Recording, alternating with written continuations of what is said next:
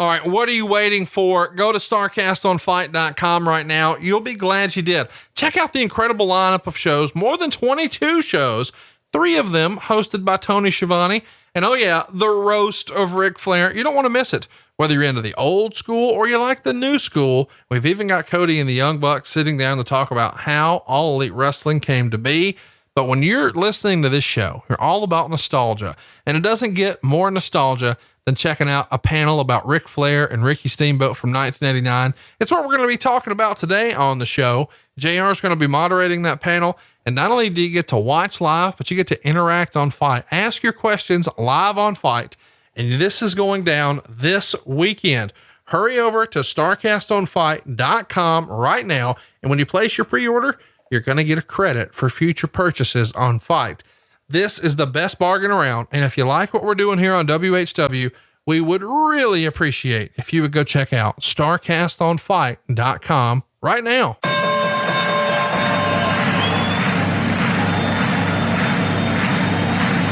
Ladies and gentlemen, welcome to the main event. Welcome to WHW Monday. Tony Schiavone and Conrad Thompson. Jim Crockett for Starcade, 605 NWA. TV title, Cajun Omni, the Bunkhouse Stampede. Flair and Horseman, Garvin, Bogey, Magnum, Dusty, Express Tag Teams. Turner, Bond, and Mid-South Joy World Championship Wrestling. Talking about the great years of World Championship Wrestling, the NWA, and Jim Crockett Promotions. Tony and Friends North, they win. Look, Schiavone's back again. World title split off, center stage, Bischoff, Disney, Hogan, and Nitro. New World Order and The Crow. Thunder, Russo, Arquette Champ, Vinnie Mac, simulcast. Tony's back with Conrad, not your classy podcast. Watch along, try not to laugh. Lowest rules, cat back. This wasn't the initial plan. Tom Zigg's a good-looking man. Klondike Bill, make a chant. Tommy, you come over here. What happened when? WHW Monday. And now, let's go to the ring. And here's your co-host. Hey, it's Conrad Thompson. Hey, it's Conrad Thompson, and you're listening to What Happened When with Tony Schiavone. Tony, what's going on, man? How are you? How you doing, bud? Everything okay on your end? Man, all is right with the world, and I'm fired up to be here with you today. Yeehaw. Because I know that, well, let's just be honest. You haven't been very happy lately, and you've been a little grumpy, and you've been sending me angry text messages, and I just keep thinking any day now you're going to say, fuck it, I'm going to drive for Atlas. You know, there have been times when I thought I could just drive for Atlas and listen to podcasts as I'm driving and making six figures and then be done with this bullshit. But then I got to thinking, where would my life be without you, without Dave Silva, without Chris McDonald, without Cassio, without all the slapdicks who are my friends? Where would my life be? But the fact is that Atlas would be a heck of a secondary opportunity for me, don't you think? Yeah, I mean, listen, here's the deal. Atlas dudes, I can't believe this is a real number, can make a bunch of money. And you've got the actual specifics on how much money you can make driving for Atlas. Your first year, depending on which of the three divisions you drive, you can make between $143,000 to $197,000 average per year. And that is per year straight up. Home time, 7 to 10 days, depending on your routes. Your tolls are paid for. Yeah, the optional maintenance program to boot. They're not just stick haulers, but they haul sticks too. Brett the Hitman Hartman is our buddy, and he and his team will hook you up. If you're an owner-operator, give them a call today and call at 877-778-6959, 877-778-6959. Or for more information, check them out at facebook.com/driveatlas, facebook.com/driveatlas, or visit the website www.driveforatlas.com/wrestle. That's drive4atlas.com/wrestle. And get hooked up with Brett the Hitman Hartman and Atlas Fan Lines, one of our great sponsors. They've been with us for quite a while. They're good friends of ours, and they do it right, Conrad. They really do. What I like most of all is the way you go /, Slash. Why If you don't know what a slash is here in 2019, then you've never been on the internet. Slash. / backslash. Slash. Just fun. Here you go. Slash. Might be our new thing. Well, listen, man, I'm excited about why we're really here. It's WrestleWar May 7th. So we just passed the 30-year anniversary of this show. Man, time flies. How does it make you feel when we review something that's 30 freaking years old? Well, number one, it makes me feel old. And number two, it makes me wonder, is somebody ribbing me? Has time really gone by that quickly? And then I look on the face of Eric Bischoff and see how fucking old he is. And I thought, yeah, time has gone by that quickly. It really has. And we're excited that you guys have decided to spend some time with us today, because we're going to be watching one of the greatest matches of all time. Certainly one of the most important trilogies of the NWA's rich history for their world championship belt. Ric Flair and Ricky Steamboat. They put on 3 clinics at high profile shows in 1989 and rekindled their feud from the 70s, and magic was made, man. And this one is no exception. This is the rubber match. So as we come into this match, we've got one win for Ric Flair, down in New Orleans. We've got one win with, I guess that wasn't really a win because there was some controversy to the end of the second one. Put up the rope controversy. But we had a second referee make a clear decision in the first one in Chicago. So this is the rubber match now. This is for all the marbles, so to speak. And the NWA is going to pull out all the stops here to put on the best show possible. And it's in a wrestling city, Nashville, Tennessee. So Chicago, obviously a hotbed. New Orleans, once upon a time, was really, really hot for Bill Watts. And now we're here to cap it off in Nashville. And what's interesting about this series is you weren't here for any of this stuff. You were calling Ultimate Warrior matches somewhere else. Isn't that something? And the fact is that I grew up, or was in my younger days, I thought Steamboat and Flair was the deal. It was the greatest rivalry in Mid-Atlantic Championship Wrestling back in the day. And I remember when the two wrestled for the television championship, and it was on TV on Mid-Atlantic Championship Wrestling. And I don't know the year, but I know it was the 70s, where Ricky Steamboat became a star by beating Ric Flair on TV. And I've talked to Steamboat about that, and there's a great story about that I'm going to get into, about when he won the television championship and the angle that went on after that. And so then I watched him later on in a cage match in Charlotte, a cage match in Greensboro, but then I get into the business and I meet Steamboat, I meet Flair, and I'm thinking, man, this is great. And they're a great trilogy. I'm somewhere else. How about that? That's weird. Yeah. So the voice of these 3 matches is actually good old JR, and he's going to be hosting a panel with both of these guys the first night of StarCast, where they're going to revisit this legendary feud. And we're calling it 30 years and 5 stars later, because all 3 of these matches are 5-star clinics. And you even saw Dave Meltzer himself just freaking out front row at the Chicago show, just so excited about the match these guys were putting on. But without any further ado, I said we get this party started, and let's start WrestleWar 1989. Let's bring in Lois Schiavone for our countdown that has everybody talking that the old woman can still count to 3 or backwards from 3. Here's Lois. Old woman. Old woman. You're calling me an old woman and saying I can't count? Oh my God. Well, I can count. And guess what? You're old too. 3, 2, 1. See there?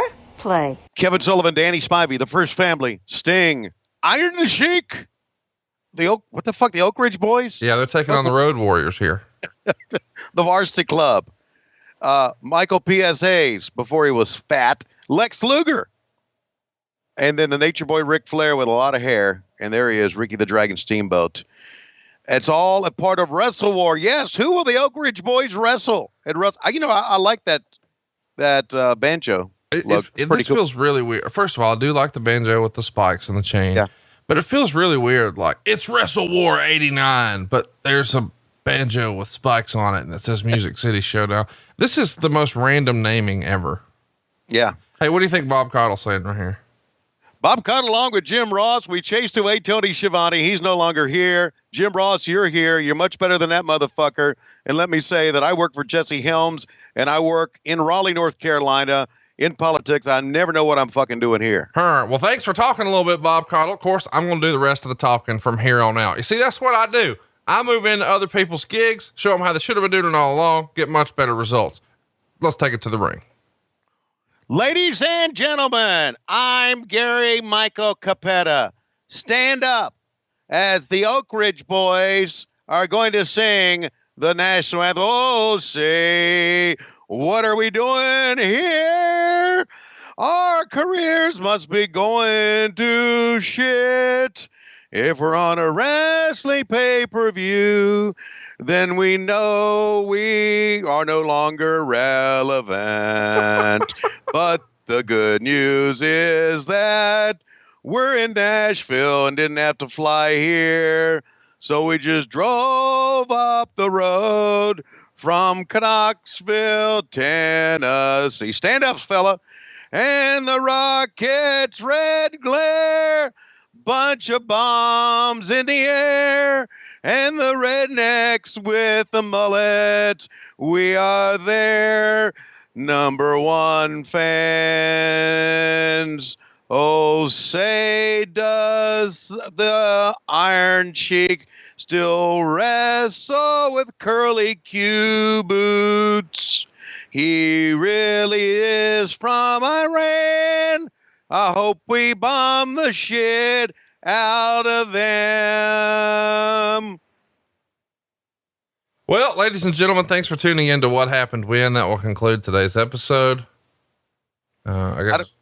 No, we're not done yet, Connie. You see, I got a lot of talking to do. Then there's going to be some wrestling, but you can bet your ass, there's going to be some talking. Now, Tony Schiavone was here for years and years, and Ric Flair is one of his close personal friends. In fact, I have it on a good, close personal source friend of mine that Tony Schiavone used to be the personal penis carrier for Ric Flair back in the 70s, in the Mid-Atlantic era. That's before he's in the business. He was just trying to pay his dues, Missy Hyatt style, if you know what I mean. But what I'm telling you is, whatever Tony Schiavone can do, I can do better.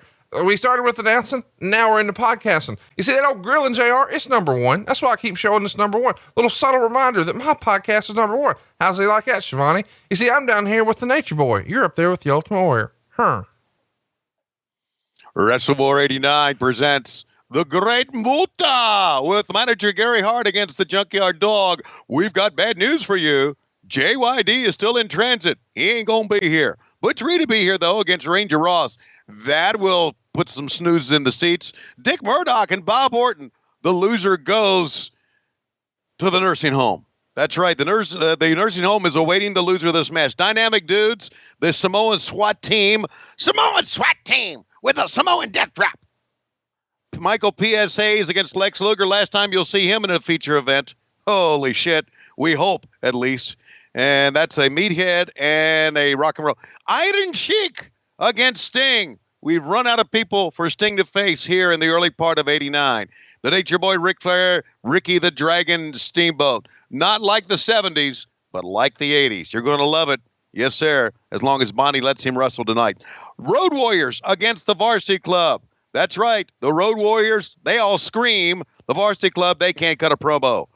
Speaking of Varsity Club, Kevin Sullivan, Danny Spivey. Hey, give us a number on the socks. What about it? Hey, look at my Boston Red Sox hat. Now let's go back to Gary Michael Capetta for this job match. This is a pay-per-view, and there's a job match. Oh, my God. Doug Gilbert. Now listen, I shouldn't have called Doug Gilbert a job match. You know, a lot of our Memphis fans are going to be mad about, fuck you and you Memphis fans. How's that sound? Well, here's the deal. He started out in the ring. Doesn't that say job match? Yes. Why would you get a wide shot if you got empty seats on camera? Right. And not only that, it was supposed to be JYD. Yes, it was, but JYD was, JYD. And here, let me tell you, I love this entrance set. Less is more. Yes. Ding, ding, ding, ding, ding. You're absolutely right. Less is more.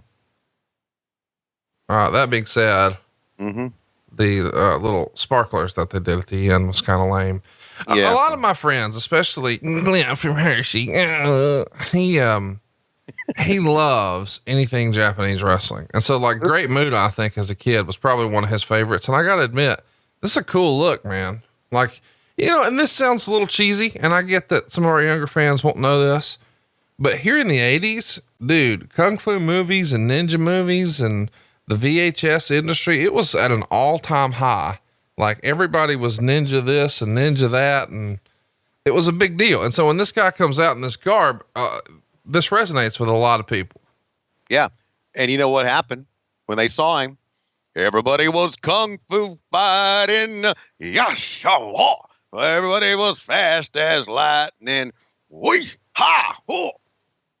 I like Kick him in the midsection. Oh my God. All you Memphis motherfuckers go down with Gilbert. Oh, so down you go, motherfucker. I'll kick referee too. Why did Nick Patrick walk right into traffic? He never did that. I know. Let me ask you about was he only known as the Great Muta here first? Was he like Kenji Muta in Japan first? I don't know the story behind him. This is early days of WCW though, right? Did you say Kenji Muta? Kenji Muto. Okay. Okay. Was that right? Kenji Muto? Kenji Muto, kick you in nuts. Oh, and he took a fucking bump. Fuck, he doesn't even know what's going on here. He was wrestling in Florida as the White Ninja. Then he was nicknamed the Space Lone Wolf. And then eventually he went to Puerto Rico, became the Super Black Ninja.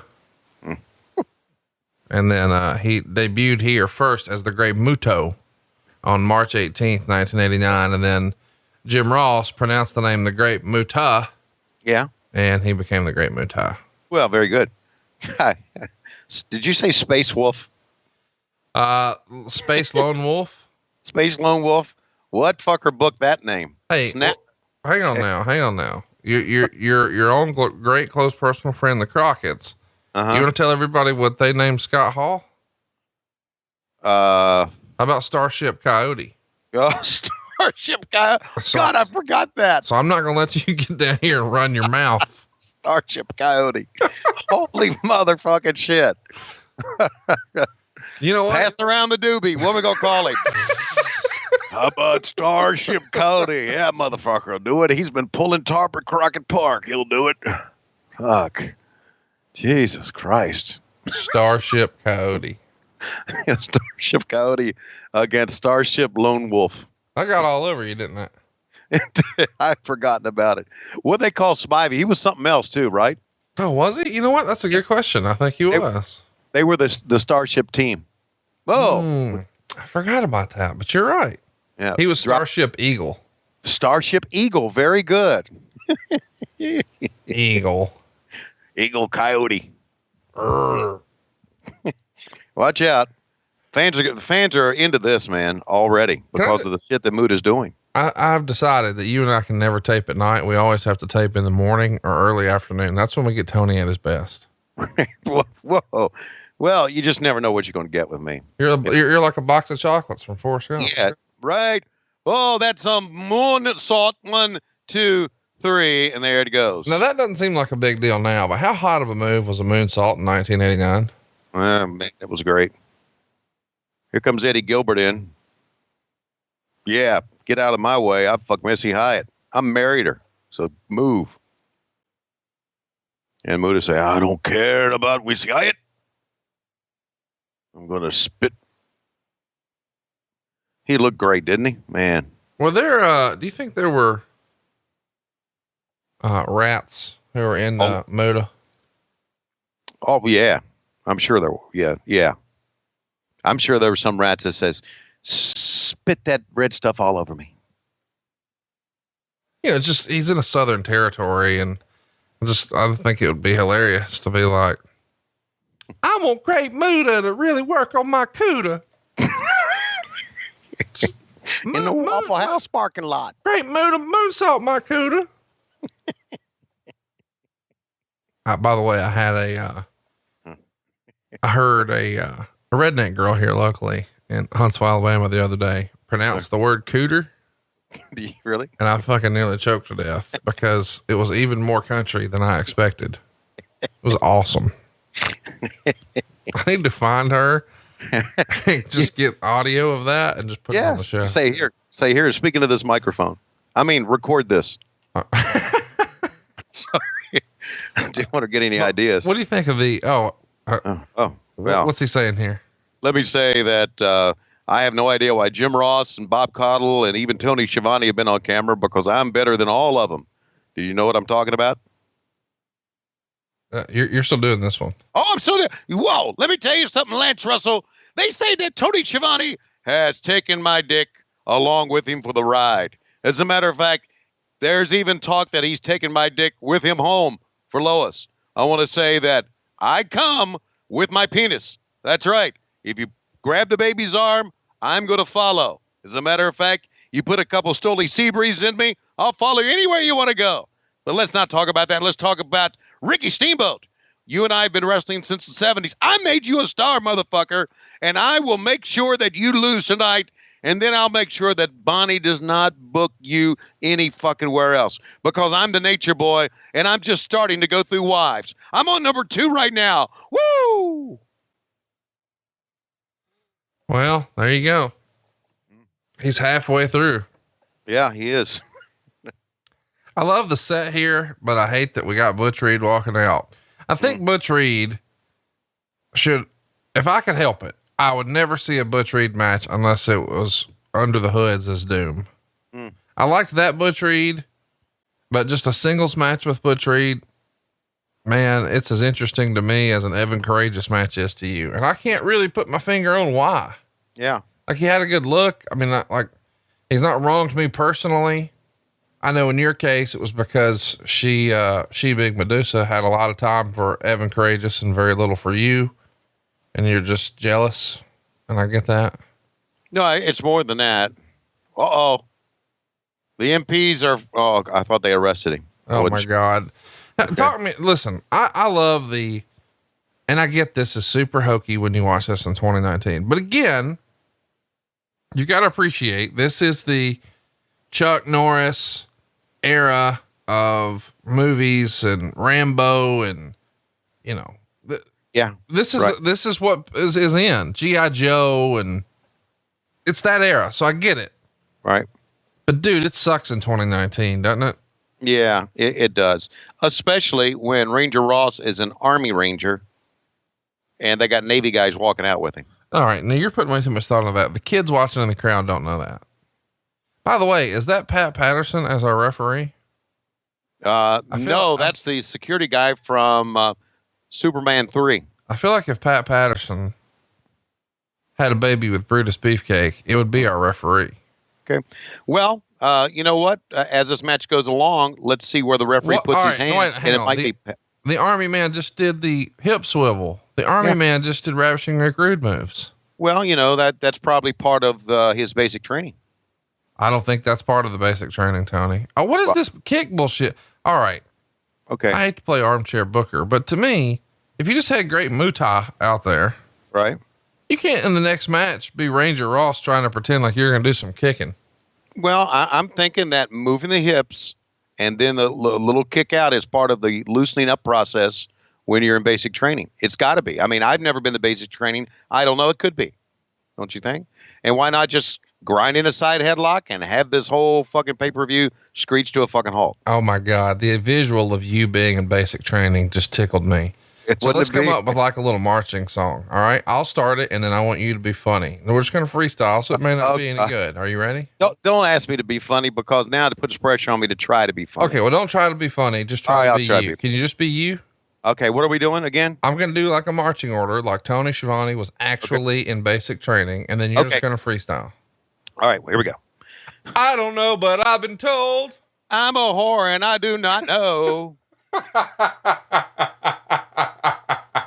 don't know why that's funny to me, but the idea that you're running around marching.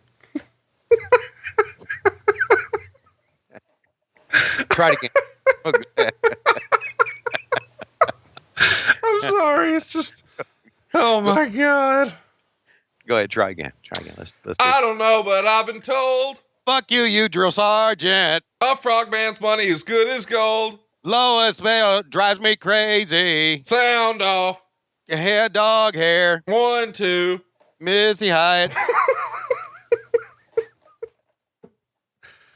Oh, we're gonna get that down pat. You know, Yeah. I've been trying to get you to do more music. I thought about 2 months ago I had you talked into remixing a lot. Yeah, you know what? I found the background music to it, and I just every time I think about doing it. Oh, Chris Adams on the front row. You Schiavone. I think, It's not a big deal. no, I don't Schiavone. What the fuck? Teddy Long coming out taking everybody's orders. What would you like, sir? All right, let's see. A waffle. Dude, Okay. Teddy Long right here. It looks like he just left Soul Glow. Do you know the Soul Glow song from Coming to America? Oh God, no. I know that movie, but I don't know the Soul Glow song. Soul Glow. Oh, what a great movie that was. Oh, it's the best. You Yeah. know, they're doing a sequel right now. Are they really? Yeah, just 35 years later. Oh boy, I bet you they won't look old. Sort of like you in your wrestling career, you know? Exactly. Oh, fuck it. I'm done with all that. I'll do a sequel. What? I got a daughter getting married? Get Conrad Thompson on the phone. I want to do Schiavone, the sequel. You know, I haven't even asked JR which of his daughters is getting married. Huh. Hello. Oh, wait. Have we talked about the fact that, the Does he have daughter, daughters? I know he has daughters. not that, you fucker. Okay. Have we talked about the fact that, the daughter that you originally agreed to do the podcast to marry off is now with child? Have we disclosed that on the show? We have not. Little Noah was born on the 13th of May, and we were very excited about that. That's my namesake. And, it's the first grandchild that was, because I have only one daughter. The other grandchildren were born, obviously, by mothers who are my daughter-in-laws. But this was different when your own daughter has a baby. It really is different because you worry about her condition and. Oh, so your in-laws Mhm. or your daughter-in-laws, you were like, fuck them. Is the No, baby I know okay? I didn't say that, but I mean the only part my sons played into my other grandchildren was, just the protein injection. But with my daughter, it was different. Hey, can I ask a question about all that? Oh boy, yes, you can. And I'm just asking because I don't know. When the baby was born on the 13th of May, Noah, roll title on that. Hypothetically, was that baby sponsored by Blue Chew? Like when it came out, when Noah came out, he is a boy, so he can wear blue.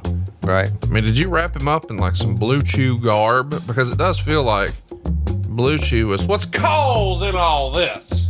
Well, I did not because it was a C-section, but I always thought it would be really cute to have a baby just chomp down on Blue Chew and see that little Vienna sausage go boing. Wait, hang on. What does a C-section have to do with?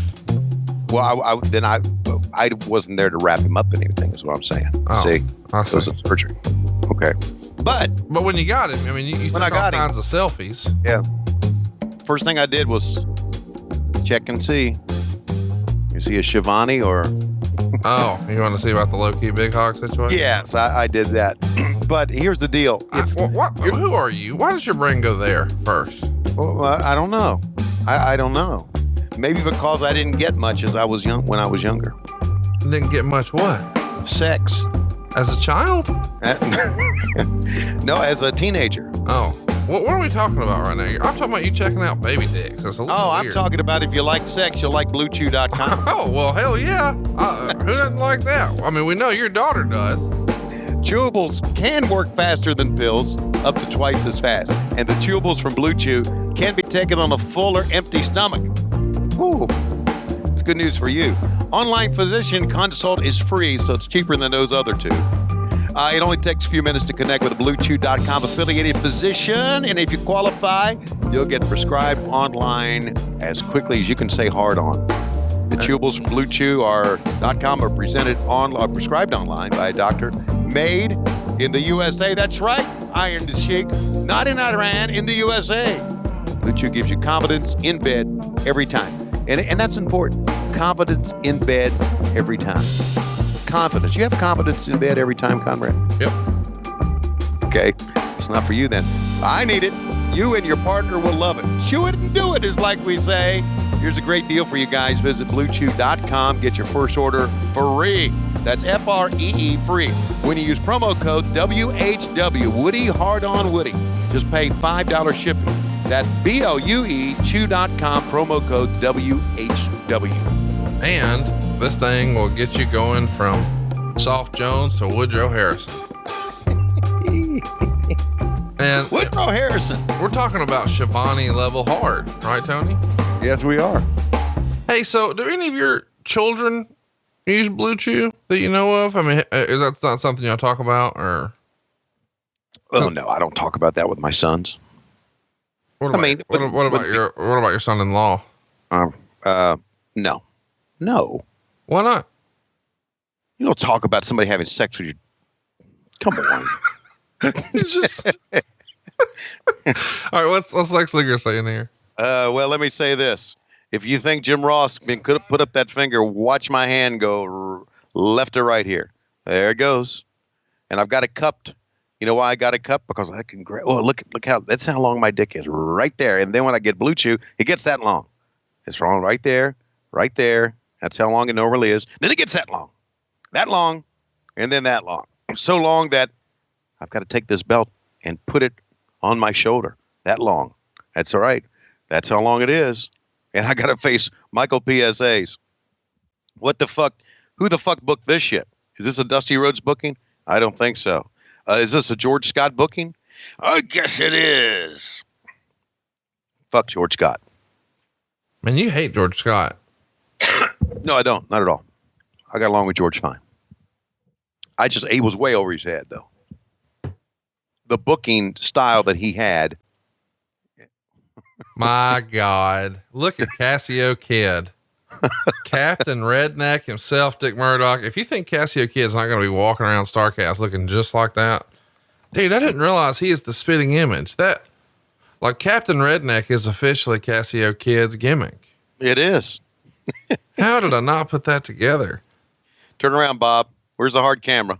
Fuck, you worked in the WWE. There you go. You should know. Well, this is before WWE was WWE. Yeah. Okay. I don't mean the name. I mean the juggernaut. Right. Yeah. His son, would anybody have ever predicted? I mean, Bob Orton was a star, but would anybody have ever predicted that Randy Orton would go on to be what he was? Not me. No. One of the bigger stars ever. And still a major star. All right. Take notice. You see right there, there's the hemorrhoid catcher. My God. And what they're going to do, this bull rope match, the idea is to get the other guy down, pull down his trunks, scrape the hemorrhoids off of the edge of the cowbell, catch him, and throw him on him, and then you win the match. Catch him, he said. Catch him. That's a hemorrhoid catcher. You see, you take the edge of the bell, you go scrape right up the asshole, and then normally, if you hold it just right, I'm told, the hemorrhoids will fall into the cowbell, and then you just flick it on his face, and they'll be laying there with like 5 or 6 hemorrhoids, a little bit of blood, maybe some Preparation H. And Preparation H will help him slide down the cowbell a little bit better, and then flick him on the face, and that's how you win this cowbell match. So this is a hemorrhoid on a face stipulation. Hemorrhoid on a face match is what it's called, and we only had a couple of these throughout the years. Murdoch was involved in both of them. One against Black Bart. Black Bart said, "No, you're not going to scrape my hemorrhoids. I'll just go ahead and gig myself like 100 times instead." But as you can tell, the winner of this match will have to put his teeth back in his head because they obviously both have false teeth, even at this time. Dick Murdoch. You know, Dick Murdoch realistically was one of the, and I know a lot of people didn't like him, but I liked him a lot because he made me laugh, man. He made me laugh so much. I don't know if I told the story about he and Dusty wrestling in the main event in a cage at the Omni when I was a ring announcer. And Murdoch told me, he says, "I got a plane to catch. We need to get these matches over because I need to get out of here." And the matches went on and on and on. We went in the back during the intermission. as they were putting up the cage. And Murdoch says, "We're going home quickly. I got a plane to catch." They went in there, Conrad. They did like 5 minutes in a fucking cage. It was absolutely horrible. You got this build up in this cage, Murdoch against Dusty, and Murdoch did all of his Three Stooges spots and everything. It was funny, but it was the wrong thing to do. Only because he had to make the flight that night. But he made me laugh. He always did things to make me laugh in the ring. And you know what? He was a big fucking star, man.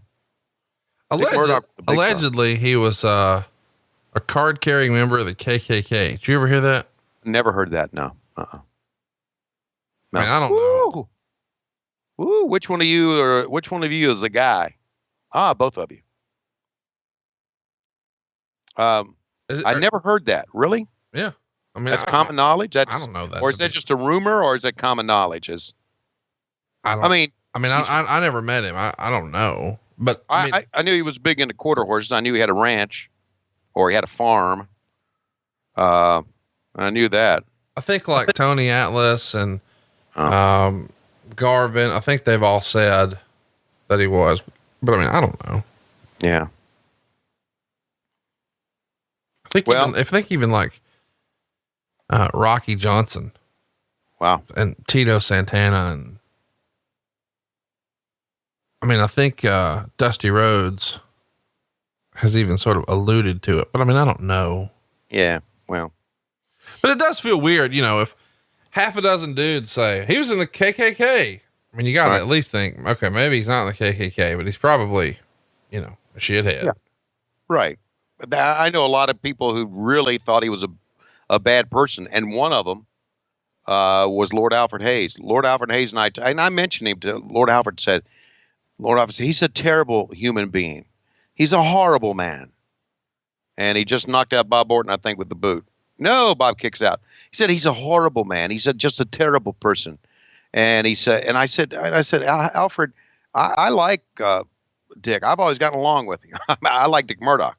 I want to clarify that. Thank you. Capital D makes all the difference in the world. Thank you, capital Dick. I like Dick Murdoch.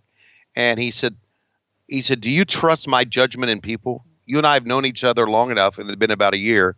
Do you trust my judgment in people? I said, yes, I do. He said, well, he's a horrible man. Horrible man. Take my word for it. So that's the only bad thing I had heard about Murdoch throughout the years. Take my word for it. Woo. Yep. But I do know, and I did trust Alfred. He was a friend, a close friend, and he and I had a lot of long conversations. And but I do know that Dick Murdoch, and I'm talking about back in the Crockett's in 1978, how big of a star he was. Here's how big a star he was. Wait a minute. He's wrapping that around. He's got his asshole up in the air. Oh, shit. He decided to do an elbow drop. I thought he was going to go for the hemorrhoids for sure. No, second elbow drop. Got him all hog-tied. 1, 2, 3, and he wins it. But the big house show that I remember more than any, look at fucking Gary Hart coming in. The big house show that I remember more than any was the Greensboro Coliseum. It was Ric Flair and Blackjack Mulligan. It was the match that had been building for a year between these two. And they were the triple main event. They were the second match. The final match was Dick Murdoch, who was a top babyface in the territory at that time, against Harley Race for the world title. That's how big a star he was. I still got a photograph that I took. I ran up to the ring, Dick Murdoch, all juiced against Harley Race after he lost the match. So he was a big star. And now he's getting, well, I guess they're going for the hemorrhoids here. They're knocking his ass out. They're going to choke him. Holding the referee. My God, he needs some help. He's holding the referee. You can't do that. What the fuck? I mean, you can do a lot of shit. What did they think this is? ECW? Now, allegedly, oh my gosh, she's going to do a hanging. Oh, yeah. Get a wide shot on that, guys. Why? Well, maybe not. Murdoch crossed his eyes. Oh, yeah, that was Pat Patterson. There you go. Because he's rubbing himself up against him. Oh, that's hurtful. Yeah. What do you think? How do you think it feels for Murdoch? Oh, he kicked the referee in the head. There you go. Orton don't give a shit. No, fuck. Not at all. Dude.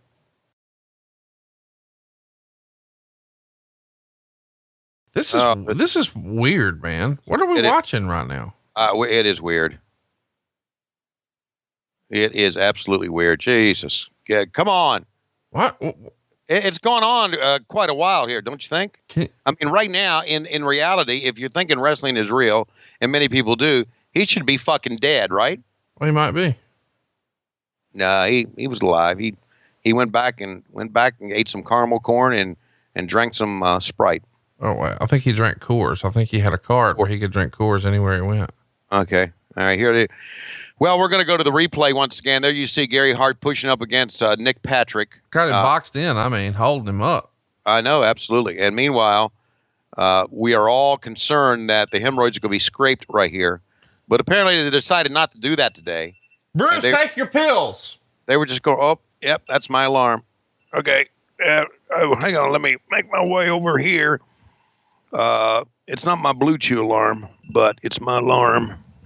Okay. And I'll make my way over here. And this is my alarm. I thought you were going to call this time. Hold on. Tony, what's going on? It's kind of tough because I haven't taken my Celebrex, so my arthritis is up. Oh, here you go. What do you think Michael PSA is about to say here? Here's the funny word about all this. I'm going to still be in the business. I'm going to be a fucking big shot. Big shot. And everybody else is going to suck it because I'm Michael PSAs and I know how to fucking brown nose. I'm the biggest brown noser ever. Do you hear me, Lance Russell? I'm the biggest brown nose ever. And here's the rib.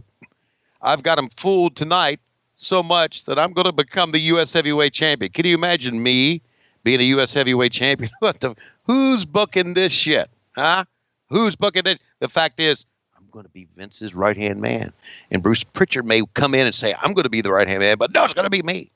I'm going to be the right-hand man. Or they're going to have me just get coffee for Bruce and Vince now and then, which is fine with me as long as I have a job. I'll get them coffee. It doesn't matter to me. And I'll live out in the woods somewhere in Georgia near Atlanta where no one can find me.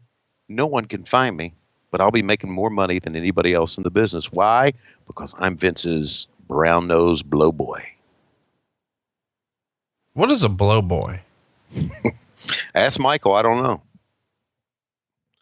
Okay. So now, Paul E. I'm texting him right now. Yes. He won't see. You know what? You know what happens when you do this with he gets mad at me. Most people know that we're just joking around, but he gets mad at me. All right, mad, like he can't take a fucking joke.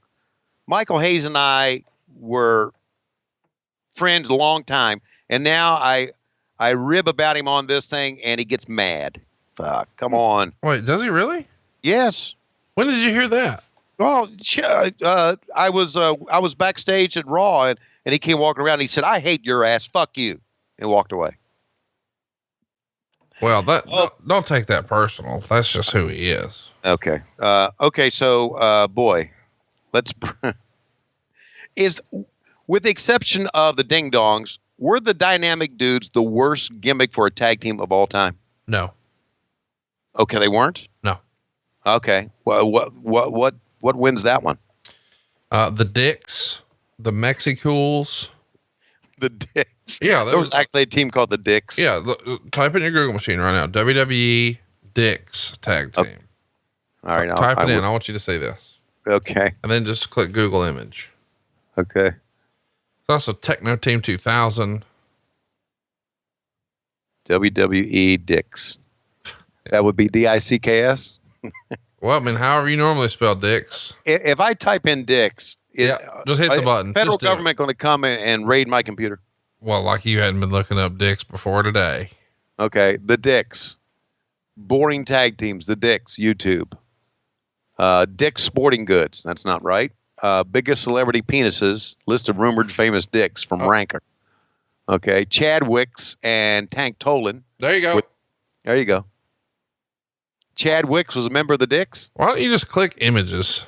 Okay. Just look at the Dicks. See, I ain't doing that. No, okay. Look at the Dicks. Oh, okay. I see. Yeah, they're Chippendale dancers, right? See? Got it. See? Yeah. All right. I knew you'd love those Dicks. No, stop. What? Would you stop? No, that's the name of the tag team, buddy. And you know what? Fourth row down in the pictures, you know, there's a picture of Who? Hornswoggle. It's like a little Vienna sausage stick. If he put on a little bow tie, Okay. little top hat. Oh, speaking of brown noses in the business, take a look at who's in here against Fatu. Hey, I heard Tony Schiavone talking shit on the podcast. Yeah. Hey, Vince, they got this Japanese wrestler coming into StarCast. You want to buy up all the pictures so nobody can sign them?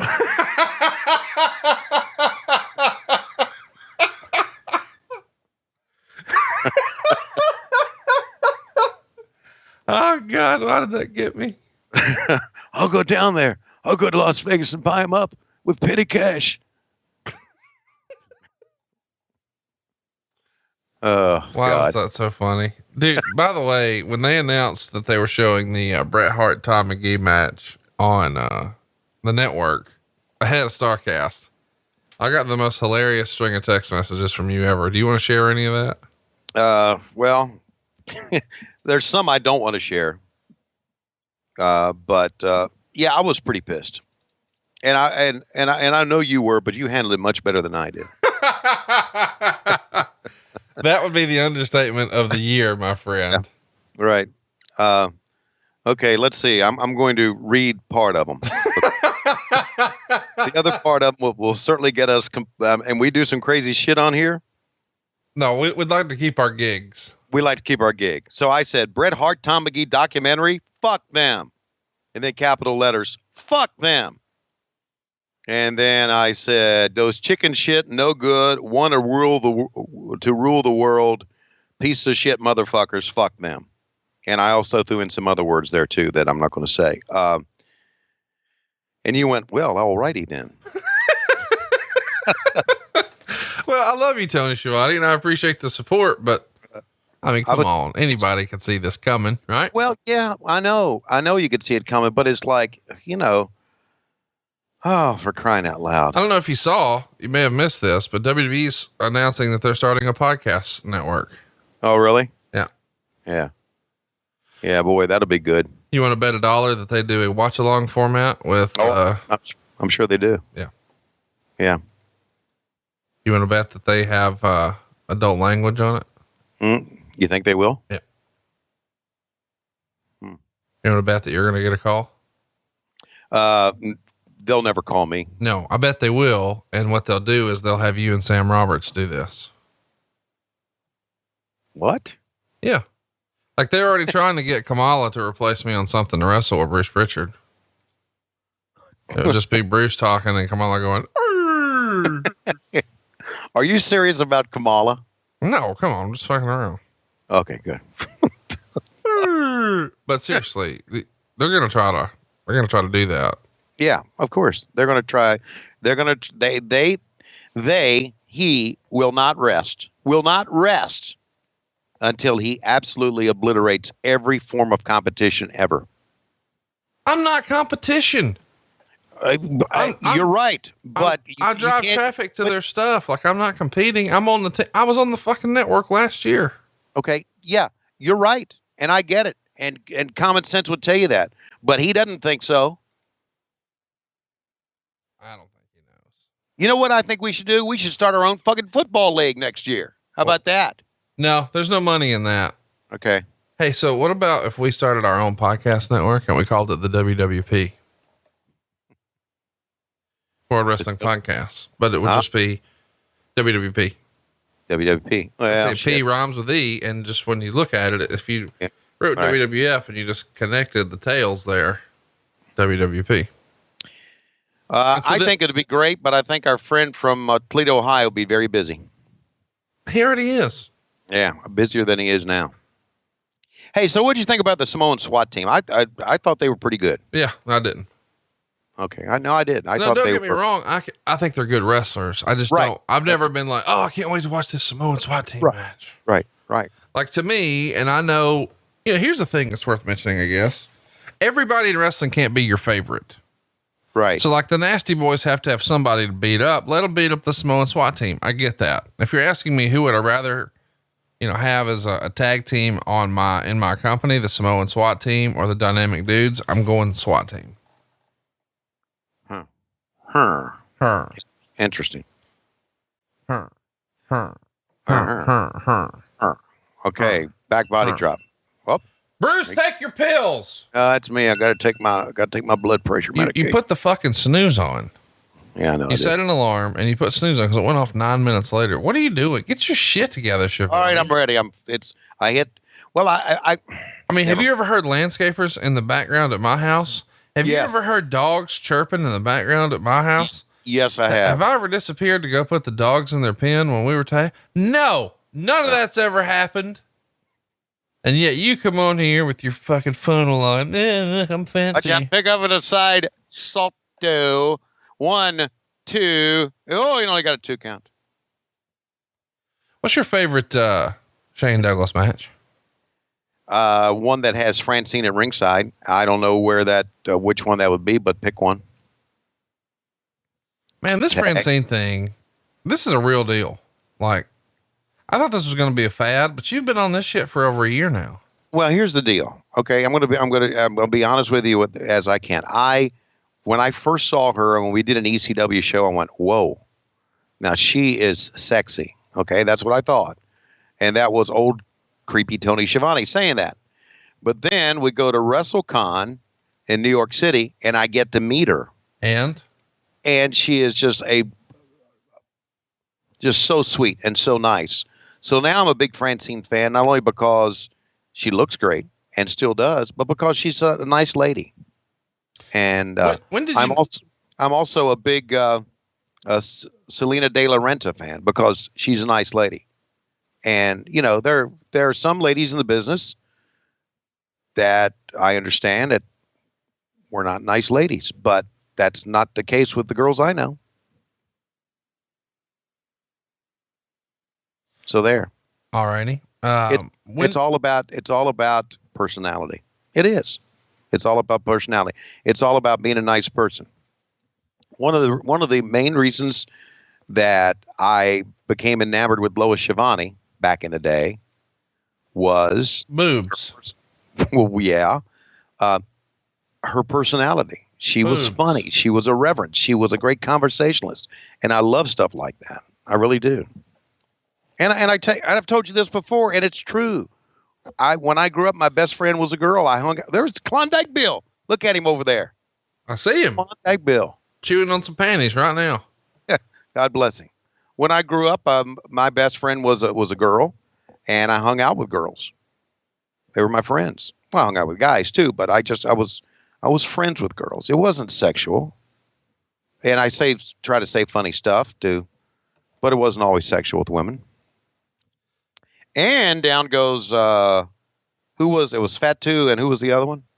See that reaction shot right there? Did you see the reaction? That's the reaction shot you should always take. Get a reaction shot when they're clapping and watching the matches, not when they're mugging to the fucking camera. It's watching the matches. Fatu and Samu. Fatu and Samu. Whoa. So, let's describe Tony Schiavone's perfect lady. I'm going to say she's witty and funny and irreverent with big boobs. She's a bigger gal I can tussle with.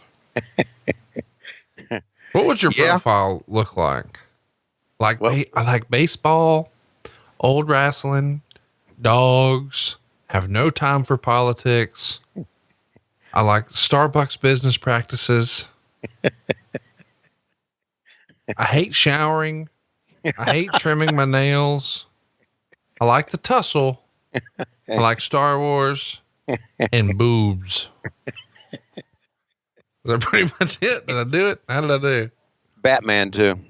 And Batman. Oh my God. That's what I'm going to do. I'm going to find me out in Vegas during StarCast, a big old gal who likes to tussle, who's funny, but has big boobs to boot. And I'm going to put her in like a stormtrooper outfit, but a Batman headdress. Oh. And she's going to start tussling with you and see if we can get the button on a fur coat to move. Oh. That'll be kind of funny. We might do it on stage. Like I had Medusa try to give you a lap dance at the first Starcast. Right. But what if here, we got a real tight shot to see if we can see any movement. Well, what you just kind of described was, and a girl that I absolutely love. I really do. There we go. And I know, look, I know you don't watch Game of Thrones. No, I'm not going to. So let's not even talk about it. I was just going to tell you, Gwendolyn Christie, okay, who plays Brianna Tarth. Are you saying English words right now? Yes. Okay. Brienne actress Gwendolyn Christie. She's my girl. She's my girl. I'm looking at her. She's 40. Is she? She's 6'3". Yes. And she's like the badass on the show. Yeah. Just absolutely love her. Okay, here's the cover in 1, 2, 3 from Tommy Young, and boy, did we not pay attention to this match or what? Who fucking cares? What? Who fucking cares? It's dynamic dudes. Nobody watched this shit to see them. Well, the dudes were dynamic, and the Samoans were SWAT. SWAT. Well, that's what they are, Samoan SWAT team. The Samoans were SWAT. And there we go. So we didn't pay any attention to that. My voice is kind of cracking today, so I don't know if how many more of these promos I can do. But if we got another, get out of the ring, wide shot, everybody screaming, get him out of the ring. Whoa! All right, ladies and gentlemen, we're sitting here with 3 of the world's finest professional wrestlers. Let's go first here to Mr. Lou Thez. Lou, welcome to WrestleWar. Welcome to the NWA. I pooped my pants. I've got the pins on, but I'm still would get in the ring and wrestle. I wrestled at age 70. Right now I'm age 75. And I think if Dick Murdoch can get into the ring, I can get into the ring.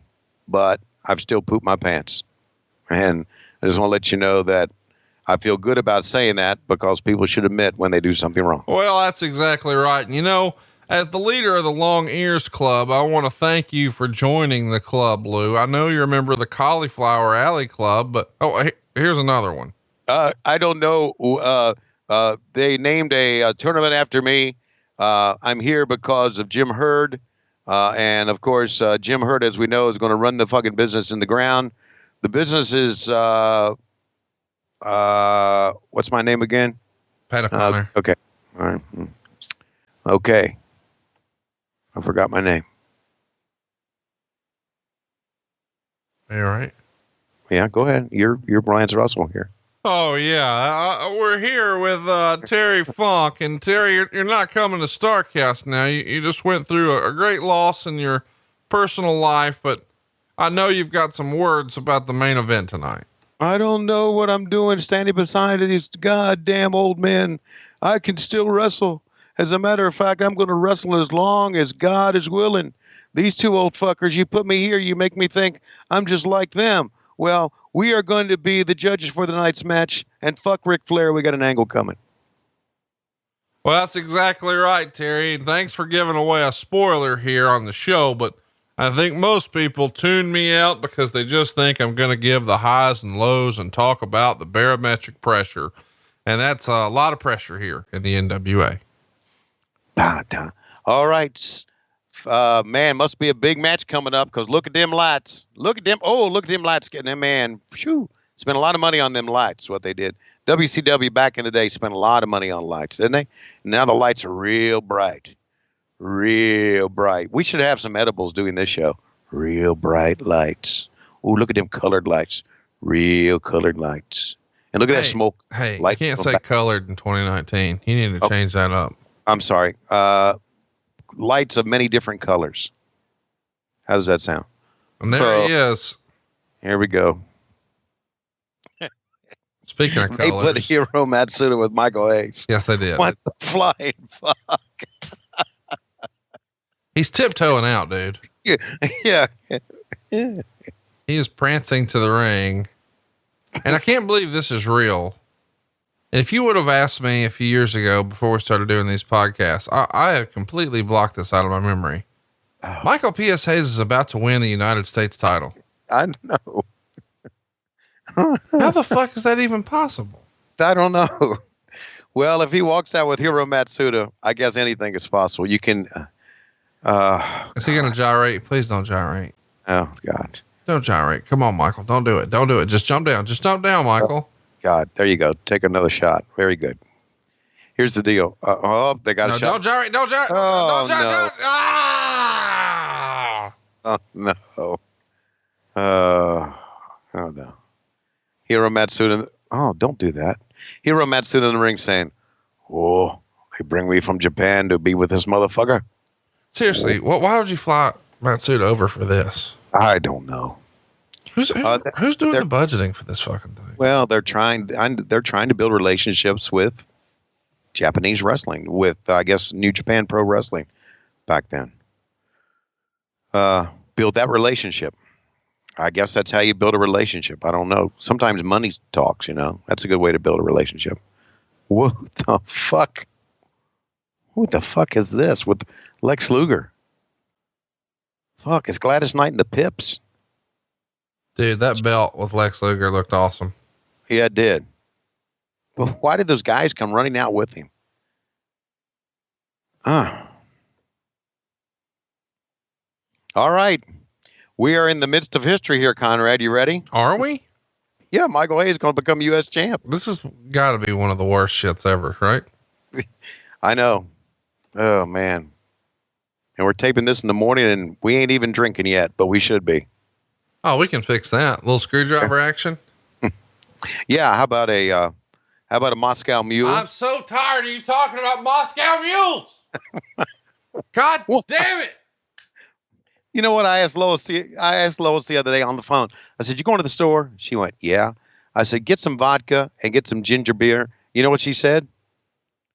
I'm tired of you talking about them Moscow mules. That's what she said. I mean, I am. What the fuck? Okay. How about a mojito? How about that? How about you take a poop with your pants on? Look at Michael Hayes taking off that. Yeah, they want a picture. She got to take a picture. And, nah, I'm going to sit down. I'm not going to take a picture of that. What do you think of this? A lot of wide shots here, don't you think? There are. I was just thinking that, like a crazy high number of them. Yeah. It's like anytime they're not sure what to do, just go wide. That's right. You know what? Somebody should have told you that. Like back in this era. Here's what I mean. They're pulling out too often. You didn't pull out often enough. No, I was saying that when they say go wide, I went wide many, many times. As a matter of fact, I'll probably end up going wide again. I've lost all this weight, but what? See, there's a good reaction shot. I like that. So they're both blonde. They're both wearing blue. You're so observant. Well, here's the deal. I mean, this is something that JR used to gripe about all the time. He said, need to wear different colored tights. Doesn't anybody bring more than one pair of tights to a show? I don't care if you're Lex Luger, if you're Ric Flair, you need to have different colored tights. He used to hammer that all the time, among other things. And he makes a damn good Moscow Mule. And over the top and go crossbody 1-2. Oh, fuck. Luger. What's going through Luger's mind right now? I'm going to do the job to this fucker. Fuck. What the hell? I'm getting paid. Paid more than anybody. I might as well. Describe the fringe gimmicks on Michael Hayes. What? Yeah, those are cool, aren't they? No. Okay. You think that's cool? Well, it's unique. He's obviously colorblind when he's got the same color as Lex Luger. So wait a second. They're orange and blue. You know what that means? As a Gator fan. You motherfucker. Could be an Auburn fan. Yeah. Is that better? Yeah. Was that an attempt at a Russian leg sweep, or they just kind of fall over on their back? Yikes, midsection abounds. What's your favorite Lex Luger match? It ain't this one. That's my go-to question whenever somebody tells me that was their favorite wrestler. What's your favorite Lex Luger match? Yeah. I'm trying to think if he had I kind of liked and remember of all the matches that he had. I remember the obviously one where he bled and they stopped the match in Baltimore. JR remembers that too because the fans were going to kick our ass that night. That was number one. And I also remember from Starrcade 90, I think, when he had that bull rope match, which is now known as the hemorrhoid catcher match with Stan the Lariat Hansen, when Stan just beat the fuck out of him. And JR said he was screaming when Stan hit him with that bull rope. Let me tell you what Meltzer said about this. He said, Nashville this past weekend was the latest battleground for WrestleWar 89. The NWA ran its pay-per-view show from the Municipal Auditorium on Sunday afternoon, while the WWF countered by running a show the night before in the same building. The NWA then countered by running a free autograph session and t-shirt giveaway promotion at a local mall. And the WWF then countered by bolstering its lineup with wrestlers coming in on the swing from Washington, D.C., with main matches on the other major show occurring that night by chartering a plane from Indianapolis and flying in the top two matches from that show. As I write this, I've yet to see the pay-per-view, but I've heard enough comments from enough readers to know it was one of the best, if not the best pay-per-view in the short history of wrestling's involvement in the industry. How about that? He said it's the best wrestling pay-per-view ever up to this point. Well, there hadn't been many, really, had there? TBS had managed to clear 11.6 million potential homes for the show, which I believe is a record number of homes cleared for a pro wrestling pay-per-view show. WrestleMania 5 cleared 10.7, although early reports indicate about a 1% buy rate, which at best would still be marginally profitable. Still, that was expected for the reasons we've repeated many times over the last few weeks. The live crowd was 5,200, with many of the seats blocked off because of the Oak Ridge Boys concert. They were looking at around a 7,000 capacity. I'd guess the gate was around 37,000, which is hardly impressive. Although the early word is the 900 number grossed an estimated $129,000. The WWF the night before drew 7,950 fans, 76 grand, and the seats were blocked off by the concert. And he would estimate the capacity would have been around 8,500. And he said the head-to-head promotion that NWA did at the local mall drew several thousand people and was supposed to be the most successful promotion of its kind ever at the Hickory Hollow Mall in Memphis. How about that?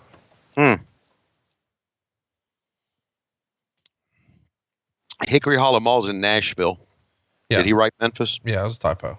Yeah. That first match though, the great Muta, he gave 2 stars. Butch Reed and Ranger Ross, he gave a 1/4 star. Yeah. He gave half a star to the Bob Orton match. Right. And he says there wasn't even any heat when they were hanging Murdoch. Yeah. The Dynamic Dudes match, he gave 2 3/4 stars. And he says the best line is when they were torturing Ace and Paulie grabbed the house mic and said that Ace was as useless as a woman from Nashville, Tennessee. And then they did the Oak Ridge Boys and they played for 24.5 minutes on the pay-per-view. So right in the middle of the pay-per-view, and we've been saved from that on our network feed. All right. 24.5 minutes. He says they're from Nashville and weren't booed, but they weren't met with any kind of enthusiasm either. It was a polite response and that's about it. And he got reports that the lobby was packed during the concert. I wonder why the running time of this video on the network was like 2.5 hours when normally it's like 2:45. Ta-da. There you go. Yeah. There you go. This match we're watching now, believe it or not, is going to go 16 minutes. That's real. Oh my God. And Meltzer would say this match had the most babyface heel heat of any match on either show during the weekend. They mainly milked the heat early, and the highlight was Luger missing a cross body block and sailing over the top rope. He says that the worst ref bump in history, where Nick Patrick wasn't even touched in a sloppy looking collision. So stay tuned for that. All right. So how many stars did you give this? 3 stars though. I mean, it was higher than anything else on the show so far until we get to the main event. But well, I mean, I guess it's not really the main event, but it is the main event. Right. It's the main event. And that, I was looking up on different websites about this match. Flair and Steamboat wasn't the final match on this card. No. No. Why was that? I don't know. How would I know? I mean, for God's sakes. Why are you cussing me? What did I do? No, I'm not cussing you. If I cuss you, I would start up with, "Hey, motherfucker," and then I'd be cussing you. You're getting hot. You're about 3/4 hot, and I didn't do nothing. I'm not even a third hot. By the way, the main event, the real main event, Flair Steamboat, Meltzer would say, 5 stars doesn't do this entire scenario justice. The match itself was a better match live than in Chicago, and most that I've talked with who saw the pay-per-view felt it was the best of their 3 national matches, although some still opted for New Orleans as being the best. Flair will be injured and out of action until June 14th at the TBS Clash of the Champions. And I know we're not at the match yet, but let me say this. I didn't like the Raging Cajun match. When years before we did a podcast, that was my favorite one. I liked that they tried to go more realistic, and they had tried to do more mat work, and they tried to do more holds. I thought that was fun, and I really liked the dynamic of it being, multiple falls. Right. And I liked the chicken wing submission. I just think there was a lot of fun stuff in that one. Now, as time's going on, I think eventually I decided the Nashville one was my favorite. And I think it's Jim Cornette's favorite. But when I watched, how great is that? Down goes Luger. Yeah. Anyway, the reason I like it is because the building. Oh yeah. Yeah. Just an empty Superdome. And they spelled Ric Flair's name R-I-C-K. That just sticks with me. So, I know, I understand. I'm not talking about what happened in the ring, but I'm just talking about the entire night.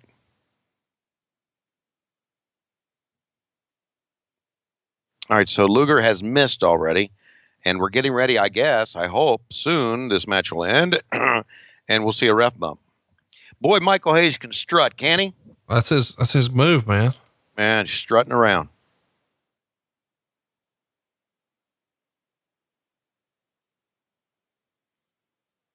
We give Michael Hayes a lot of shit, and we should. Well, yeah, I was going to say, why wouldn't we? Why wouldn't we? But giving credit for this, he's still very, very involved and a major part of the business. He really is. I always thought Michael was very, very creative. I really did back when, during this era. And so he's taken his creativity and he's put it to good use. Yes, he has. Somebody needs to dress him now, but. Well, I mean, looking at him here, maybe somebody needed to dress him back then too. Well, there's his left hand. Luger sold it. Bulldog it. Man, Michael Hayes doing a bulldog is just the worst. And Luger kicked out. Try it again. There you go. There you go. I like that. Now, I like that. Hook that leg again. Damn it. That's pretty cool. I like things you don't see that much of that you should if they're really trying to win a match. Like, you got a 2 count, hook the leg. Fuck, I'll just try it again. I like that. So there. Good psychology at that time, Michael.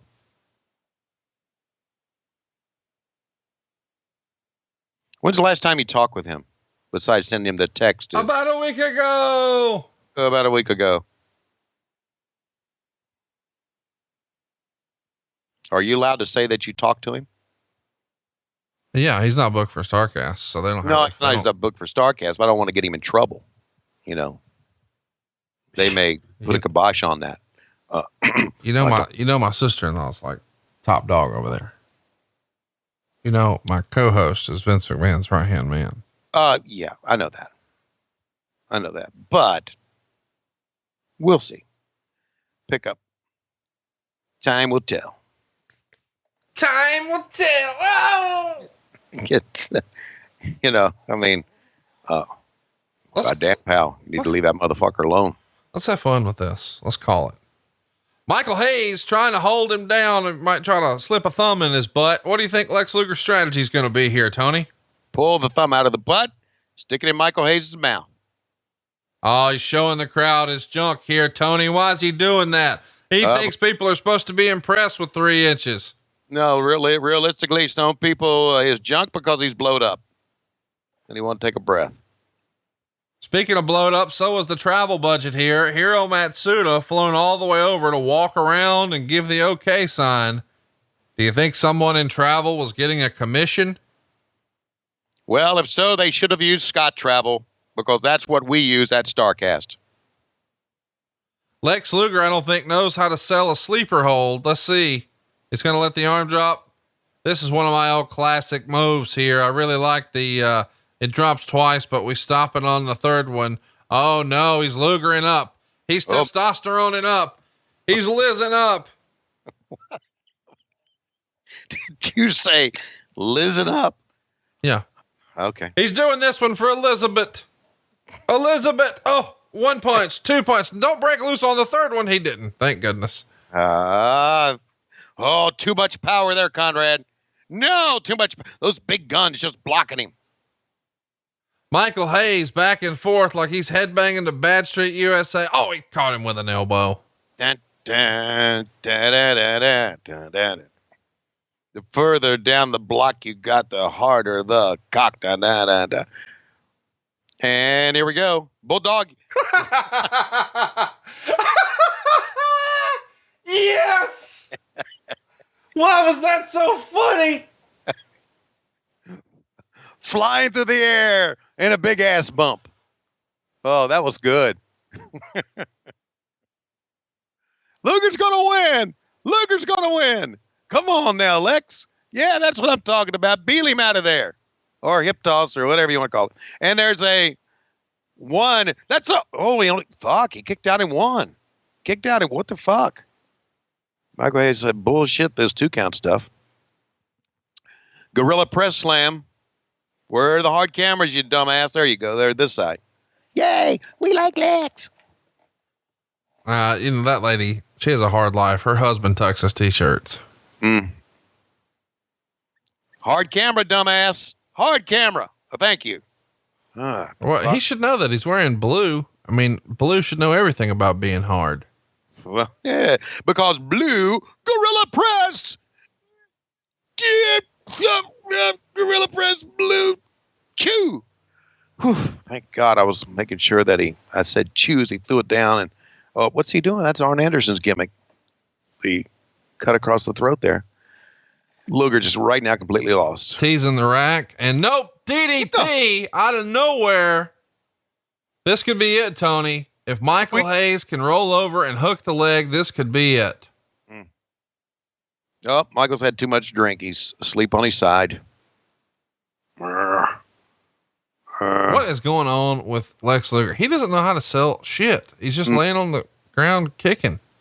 That's not how you sell a DDT, is it? No. Can I quote Jim Ross? Yes.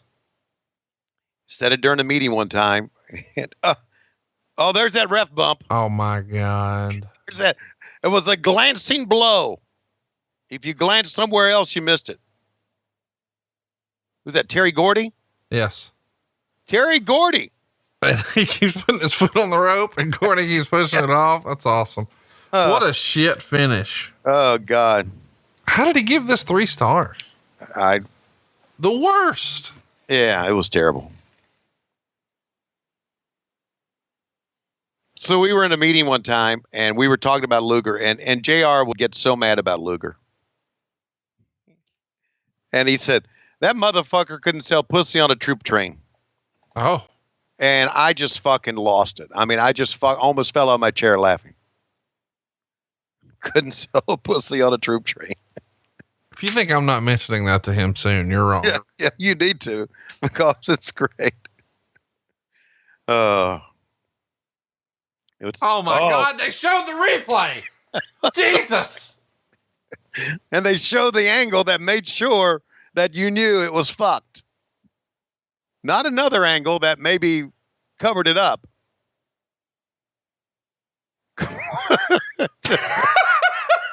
You think Gordy ever had to push Hayes like back at the Ramada Inn? Like he'd get behind and come on, Michael, I'm going to push you in there. Look at that. Get that fucking foot off of there, you dumbass. I'm going to put it on again. Fucking Luger didn't want to lose, did he? No. Oh, my God. All right. Now we're here with a man called Sting, and this is before you've got real money to get cool jackets. That's right, Lance Russell. Let me say this. I'm so excited. Because I'm going to wrestle the Iron Sheik, one of the legends in wrestling. His legend, though, is not in the ring, although many think it could have been, because at one time he was a WWF champion. His real legend is backstage. One of the funniest motherfuckers in the world. And not only that, we're going to flash forward 30 years. He's going to be a Twitter legend as well. I got to go.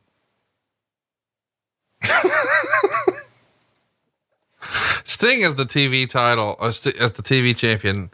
I just never got it. Like, I don't see him. Oh, I love this. All the little kids running out, all the little stingers. This is fun. Now, the last guy, I don't know what's going on with that. He was a high school senior. He's chasing the kids out of the back area. Giving some. I always think about Sting as being a U.S. champion or the world champion, but a TV champion. Well, you got to kind of progress, you know? No, I get it, but I just don't remember this run as much as the other two. Like I associate him in my mind's eye with the U.S. title and the world title. Right. And here he is. He's going to be taking on the Iron Sheik, the former WWF world champion, the man Hulk Hogan beat to become champion 5 years prior to this. And here we are. Gonna get 2 minutes out of this. Who is in there with him?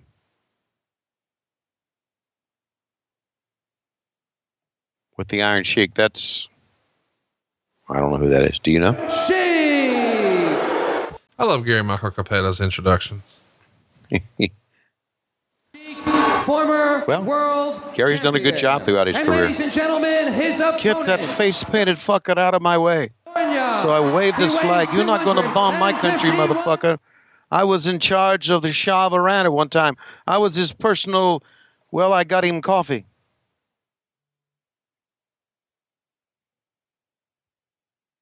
So how long is this match going to go? 2 minutes. 2 minutes. All right. 2 minutes. Oh, boy. What a legend, huh? Really. Sheik is a motherfucking legend. What's that kid got under his... I hit you with flag. I hit you with flag again. And I choke you with flag. And I'll hit the ref. No, I'll throw it out to the other guy. I won't even get my shit off. I don't want everybody to see my belly. Oh, choke you. Choke you, Sting motherfucker. Fuck you, fuck USA. Fuck it, choke. Choke, choke. Choke, choke, choke. Choke. Oh, head first. I'm not even taking off rope. Oh, choke you again. Oh, in face. I hit you. Look at me. Oh, you ought to see what I can do with the clubs. I'm big strong man. Fuck you. Fuck you. And look at the black fucking rat tail that Sting has. Holy shit, I have blocked this out. Yeah, I know. I mean, that looks like your underwear. White in the front, dark in the back. Well, so you'll be my age one day. Hey, have you heard the story that I can't believe this is real, but the way the Iron Sheik used to pronounce his opponent's name here? No. So back in the day, he rode with Sid and Dutch Mantel here in WCW. What a crew.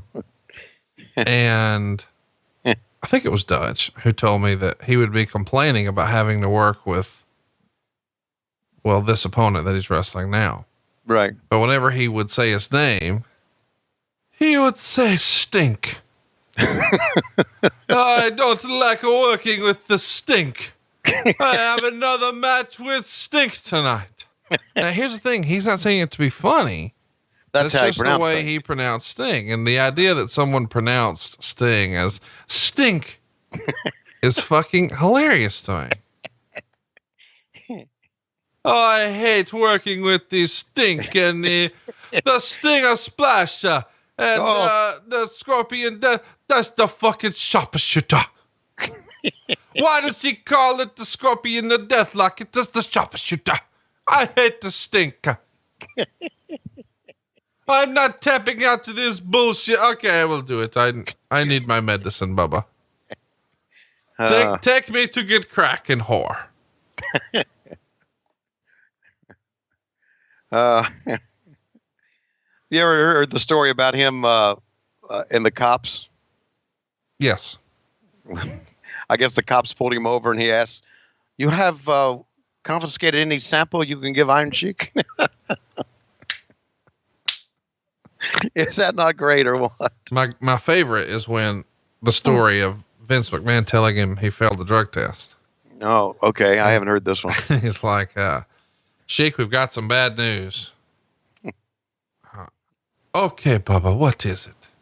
And he's like, your drug test came back positive. And he's like, number one, I knew it. I told you, Vinny. I told you, number one, I am positive. Yes. He's like, no, that's bad. No, positive is good. I am good. I'm positive. All right, ladies and gentlemen, we're here with the world champion, Ricky the Dragon Steamboat. And we don't even have a nameplate for this belt for you yet, Rick. Well, that's okay, Lance Russell, because I'm not going to hang on to it much longer tonight. I've got a 33-minute match coming up. Normally I wear white. I was going to leave the house tonight with my white stuff on, but Bonnie said no. Wear red. And I told Bonnie, I'm going to wear what I want to. And Bonnie said, no, you're not. And I said, yes, I am. And as you can see, who won the argument here. The fact is I don't have little Ricky with me in my arms here right now. I'm not going to juice. I've stopped juicing. I've refused to juice anymore because of the AIDS scare. And Flair wants to juice. That's fine, but he's not going to juice on me. I've been in many, many matches with Ric Flair. I was with Ric Flair when he shit his pants before. And I was with Ric Flair back in the 70s when he let me become the world television champion. But tonight, Ric Flair is going to be the third and final match in our trilogy. We sure hope so, because you're not a strong promo. We hope that your match is better than your promo. Back to you, Gary. All right.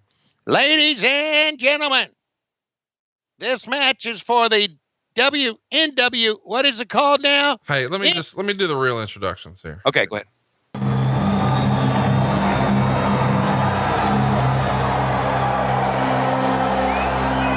Hello? They're playing, Tony. I just need you to shut the fuck up. Dragon. And who else but the Nature Boy would come to the ring with 40 ladies lining the aisle. He's got 6 lead ladies there, 40 lining the aisles. I tell you, the lifestyle of this man never ceases to amaze. The one and the only. There's never been another one like him, and I don't suspect they ever will be. 5 times the world heavyweight champion, the Nature Boy, Ric Flair. Boy, he knows how to pick them, doesn't he, Jim? Yeah, most indeed. Man, I lost my train of thought there for a minute, Bob. Dude, Jim Ross talking about how, or Bob Caudle saying he knows how to pick them, and JR losing his train of thought. 40 chicks in the aisle, 6 lead ladies. So there's 46 women here, an entire modeling agency dressed alike to be with the Nature Boy. And you can tell bras were optional at this show. Oh, man. How many of them you think he really fucked that night?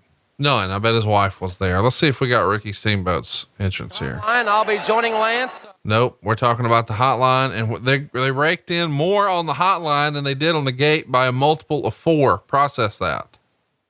It's insanity. Wow. Really? Yeah. Here's the entrance for Ricky the Dragon Steamboat. Some interesting music. And this kid on a fucking horse. Talk about Oh, God. Dude, listen. I like the idea of somebody riding a horse to the ring. I think that's cool. But they've got a pony here with their son. And Annie Oakley.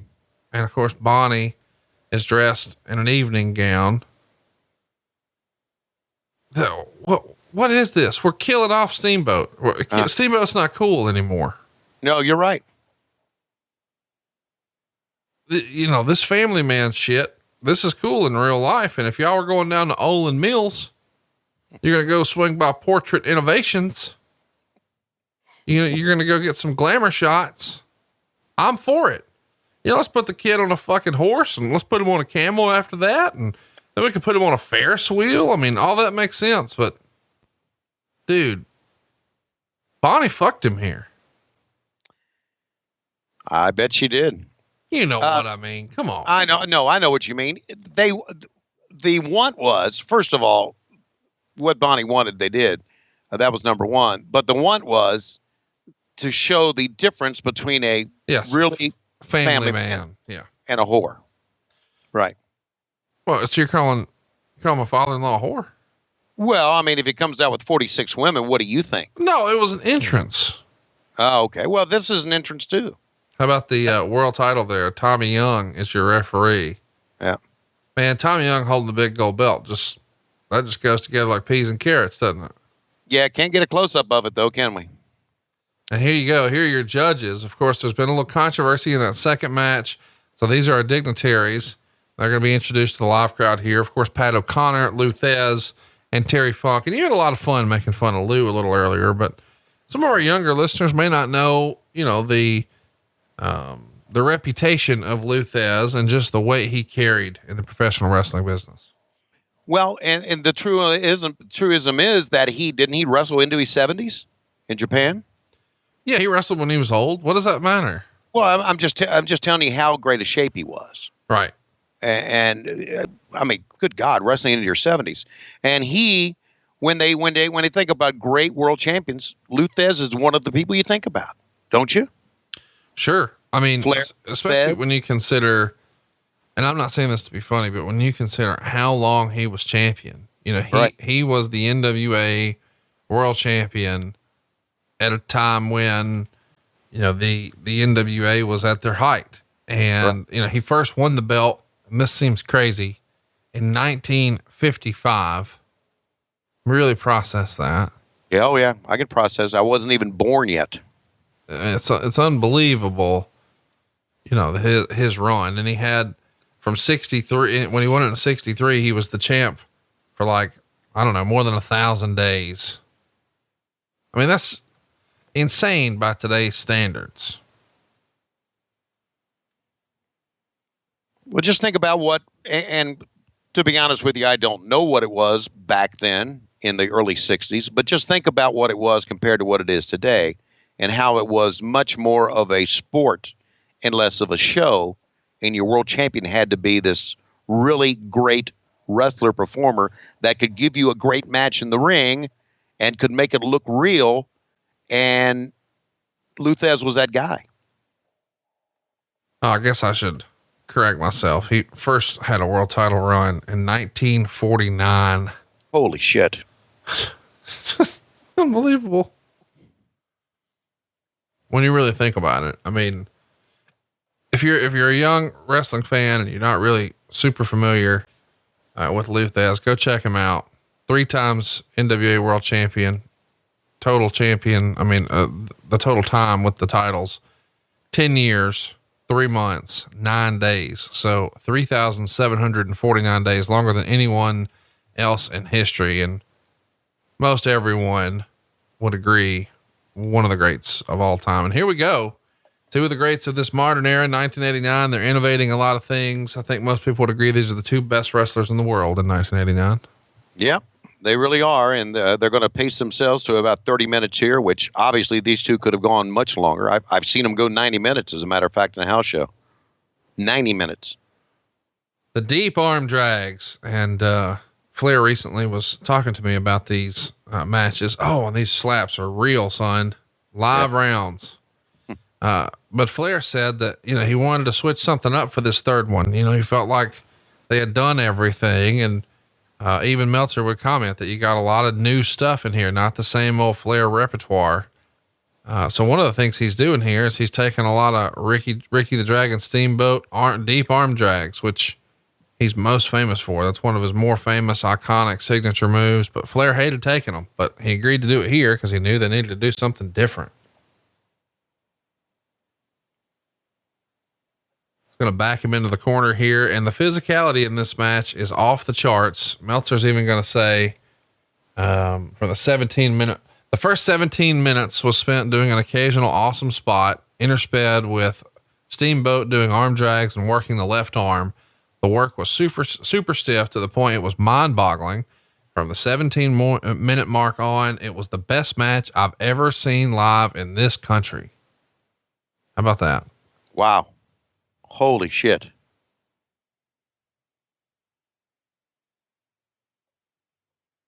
They are fucking going at it, man. Oh, these chops. I think I'm going to play some audio from these chops. Here we go. Steamboat misses with that shot, but not that one. Flair to the corner in the Irish whip. He's elevated up the line.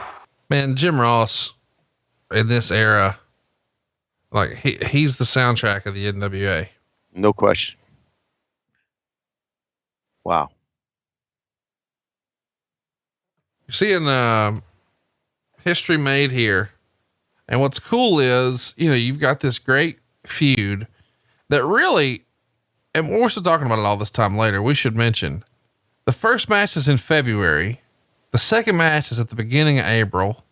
The third match is May 7th. So 3 months, the thing's over.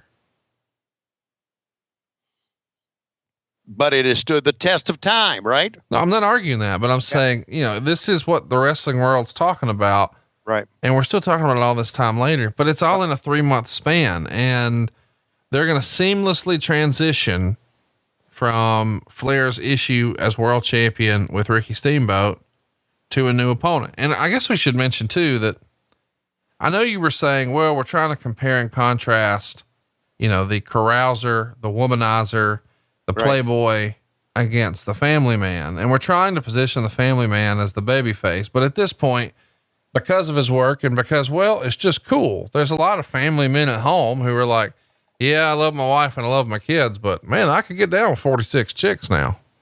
Right. And you see the fans reacting to Flair as cheering him on here.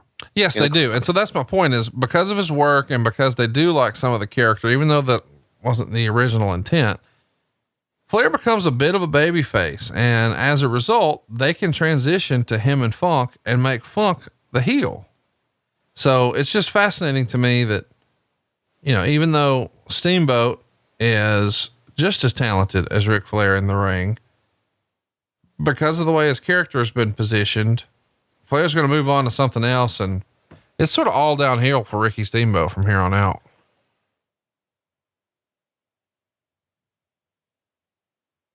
Three, two. You're right, Conrad. Thank you. What are you doing? You all right? I'm just watching how Steamboat can just work on the arm and make it look so real. Just Flair's reaction. Let me tell my story here before this match gets, after the 17-minute mark. Good God. Great shoulder block take. There's that deep arm drag again. Flair and Steamboat, I may have told this story. If I have, sorry, I'm going to tell it again. Steamboat and Flair had one of their big angles at the studios in Raleigh, North Carolina. And the deal was Flair was taking Steamboat's face and rubbing it across the floor of the studio. And if you know the studio floors, they are rigid so the cameras can glide along it. They're just rigid at parts. They're smooth at parts, but they're rigid at parts. So they do the angle where they rub his face. So to make it look real, they go to a hardware store. Ricky's telling me the story. They take sandpaper and they sand off his eyebrow and they sand his face till it's bloody on one side of his face. All right. And if that's not enough, Harley races in the studio that day. And Harley says, "We need to make this look real, kid." He grabs Steamboat by the hair and takes his hand and hits him as hard as he can in his eye, to where his eye swells up. When I heard that story, I went, holy fuck. And that's what they did to make that injury look real.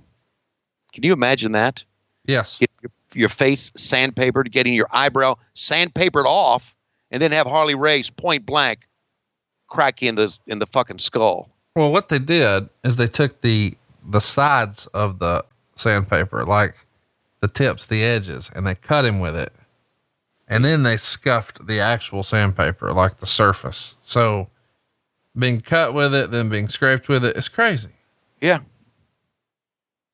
It's crazy. And it's something that you'd never see kids do in wrestling now. They wouldn't be asked to do it now because of what wrestling's become. But I just thought that was just wow.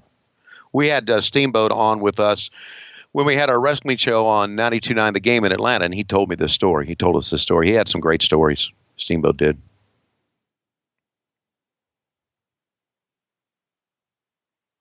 What a performer, man. And, we mentioned, it was all downhill for Ricky Steamboat after this. Yeah. He's the number one contender for the world title, and that's going to irk Lex Luger, and they're going to have a dispute that's going to lead to a match. Now remember, this is May 7th. On June 14th, there'll be a Clash of the Champions, and Luger's going to turn heel, and he's going to stand over a fallen Steamboat and arrogantly say, there lays your number one contender. And so Steamboat demands a no DQ match against Luger at the Great American Bash for the title. But just before the bell, Luger demanded the clause be dropped or there would not be a match. Steamboat loses the match by DQ after hitting Luger with a chair. And then there's a contract dispute and he's gone. That's his last major match in the company. So whereas he's the world champion coming into this match, he's really the main event. He is putting on some of the best matches of the year, 3 months in a row. Flair's going to move on and be main eventing against Terry Funk. They'll transition Steamboat with Luger, and just over a month later, things start to wind down. They paired him with the wrong guy. I mean, you can't go from Flair to Luger. You just can't. I know Luger was a big star, but I'm talking about giving you great matches. You just can't do that. But who do you pair him with? I mean, who's next in line? Sting, babyface versus babyface. Give me somebody on this roster that Steamboat could have worked with. I don't know. Well, who would you have done? I mean, what would you have booked him with? I think we're saying the same thing. Who would you have done it with? There's nobody. So Steamboat was kind of caught in no man's land there, but there's no one else to work with.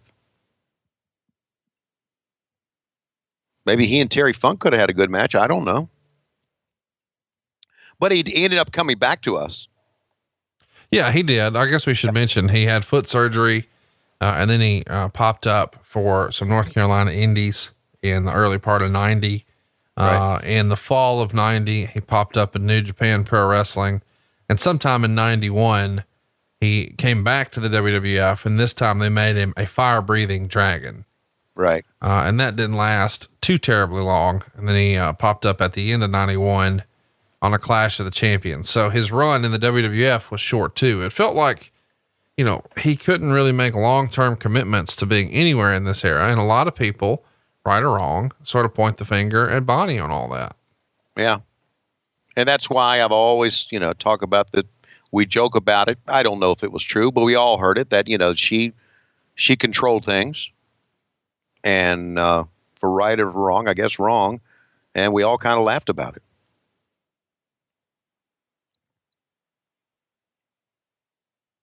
And of course, one would think the marriage would have lasted, but it didn't. Do you know when they got a divorce? I can look that up. Yeah. I don't know off the top of my head, but she was a good looking woman, buddy. Wow. How about that drop kick that sent Flair on the outside? What a hell of a bump that was for Rick. They married in 85. They divorced in 03. That was his third wife. He was married to Maureen Powers from 77 to 80, Deborah Blood, from 81 to 85, and then Bonnie Hastings from 85 to 03. Wow. Another deep arm drag. Look good, don't they? Dude, he's, it's his move. He owns it.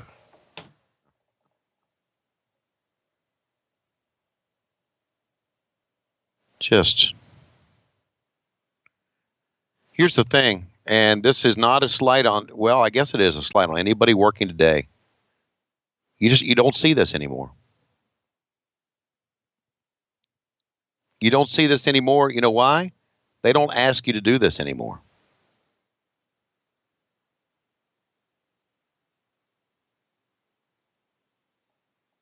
Flair can take that shoulder block. How about that? See the fans cheering Flair on there. Yes, they are. They're behind him. Yep. And they're behind him against a guy they have no reason to hate. Ricky Steamboat was always, great. Ricky Steamboat was always the babyface. There was no reason to hate him. Unless you were one of those people that hated baby faces because you thought heels were cool. And there were a lot of people out there like that. As the time wore on, they became more and more. I mean, in 85, 86, they loved the Rock and Roll Express. As time wore on, some of the guys started to boo them because, well, they weren't cool. Tommy Young doing a great job. Look at that. Tommy Young reacting to that shoulder block by Flair.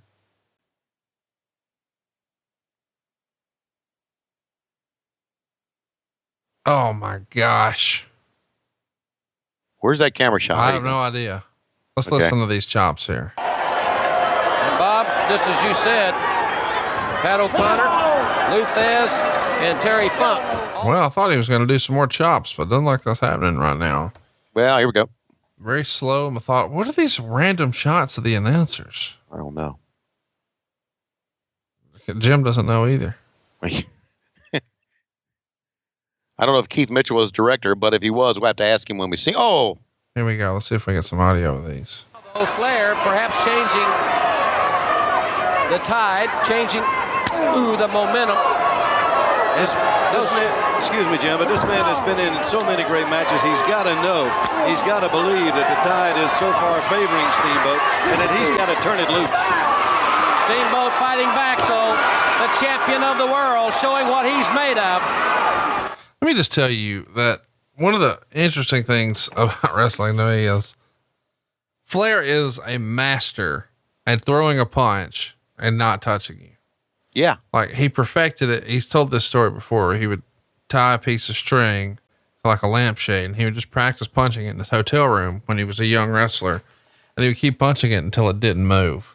And he still got it down 70 something years old. Like, whenever he like fake punches me, I feel his fist touch my beard, but like no skin at all, but I can feel like something moved past my beard. He's still got it perfect.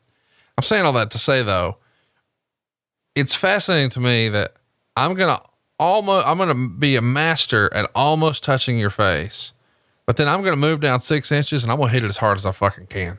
I'm going to hit it as hard as I fucking can. And only in wrestling is it like, okay, now this, we got to get real close as you can, by the hair of your chinny chin, literally. But then 6 inches below, man, just beat it up, hit it as hard as you can, wide open, full steam. It's amazing. Yeah, it is. It is. Tommy Young did a great job there. Over the top. He said, match continues. And this was not a no disqualification match, right? I mean, in reality, per the rules of wrestling, I guess they could have thrown that out. So I don't know if it was messed up or not. Here we go.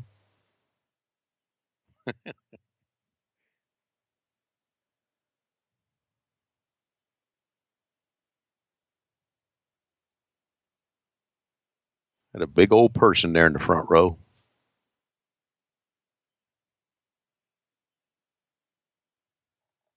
Man, this is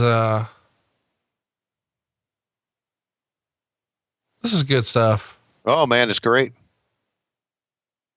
It's great. Grabbing the lady's leg. Please help me. Please help me. They're having, and that you'll be okay, Ricky. Oh, he'll be fine. Yeah, come on, You get can back in. beat him. You can beat him. Fuck. She's talking to that lady. Look, he's got his hand on my leg. You know, Conrad, we watched it. There's Conrad Bill. He's checking out the women in the stands. See, you and I have watched a lot of shows. This is absolutely one of the best matches we've seen. Oh, without question. Yeah, it is. And Flair and Funk was great too. But man, look at fucking Steamboat come at him. Face first. Hey, atta baby.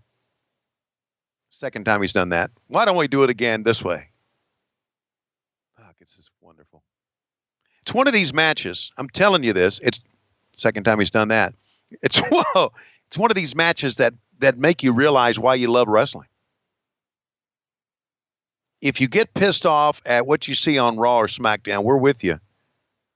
Watch WrestleWar 89. Watch this match. You'll fall in love with wrestling again. It's like, you know, I've been doing now baseball for 11 years, and sometimes, got to admit, baseball can be a little bit long and a little bit boring and a little bit monotonous.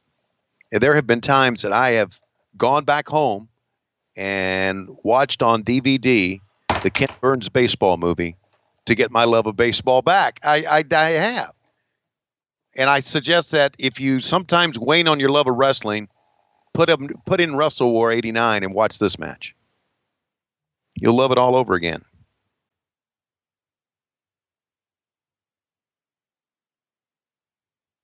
Talk to me about this Ken Burns baseball movie. Okay, it's a documentary. It's like 9 episodes, and it talks about the history of baseball. It's a documentary about baseball, and it goes back in the 50s. It goes back to the early times of baseball. And they use music, and they use interviews, and they use guys, and it's just in pictures, and it makes you realize how much you love the game of baseball and how much I love it. So it just brings you back. It brings you back to your love of the game, and I think this does too. I know this does. Can you imagine? And I'm sure. Imagine when they used to back in the 70s worked house shows together each and every night they worked. Now I'm sure they didn't do this for every show. I'm sure if they worked a spot show or two, like at Fishersville, Virginia, or somewhere in North Carolina, Ellerby, North Carolina, or something like that, they didn't do a match like this. But Charlotte Coliseum, Greensboro Coliseum, Roanoke Civic Center, Richmond Coliseum, Charleston, South Carolina, the big cities in the Carolinas. Shit, man, fans saw this all the time, or somewhat of a version of it, and they were younger. They were 10 years younger. Turn that phone off, some bitch. We're watching a match. That wasn't my phone. That's 2 Chainz. Oh, it's 2 Chainz. Dan. Okay. Flair just fucking slugged him on the back, man. He fucking slugged him. He's been chopping him, but he took a sledgehammer fist and slugged him right between the shoulder blades.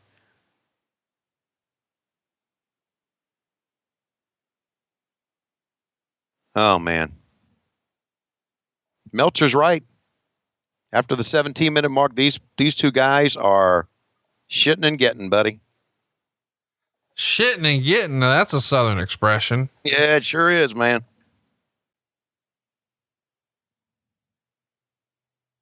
Kicking it into high gear, leaving no stone unturned.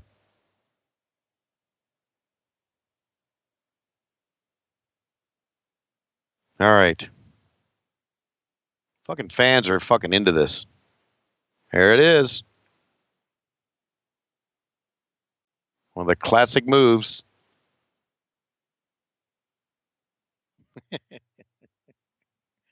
Oh.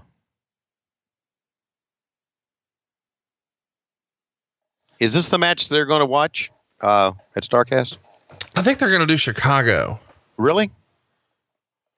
You like Nashville better? Oh, I like that. This is the best one.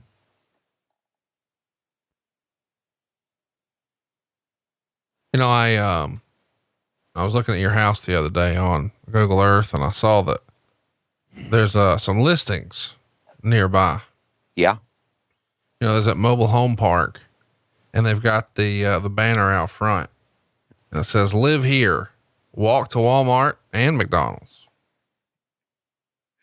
And I think that's cool that, I mean, of all the things to market, you know, you're close to restaurants and shopping, you know? How long have you waited to come up with that one? No, that's real. I didn't come up with it. Meanwhile, back at the match, look at this. Here we go. Oh. Fans, man, standing, thinking it's over. Up underneath. Tommy Young modestly said that Earl Hebner was the greatest referee of all time. And Earl Hebner's good, but Tommy Young's the greatest referee of all time.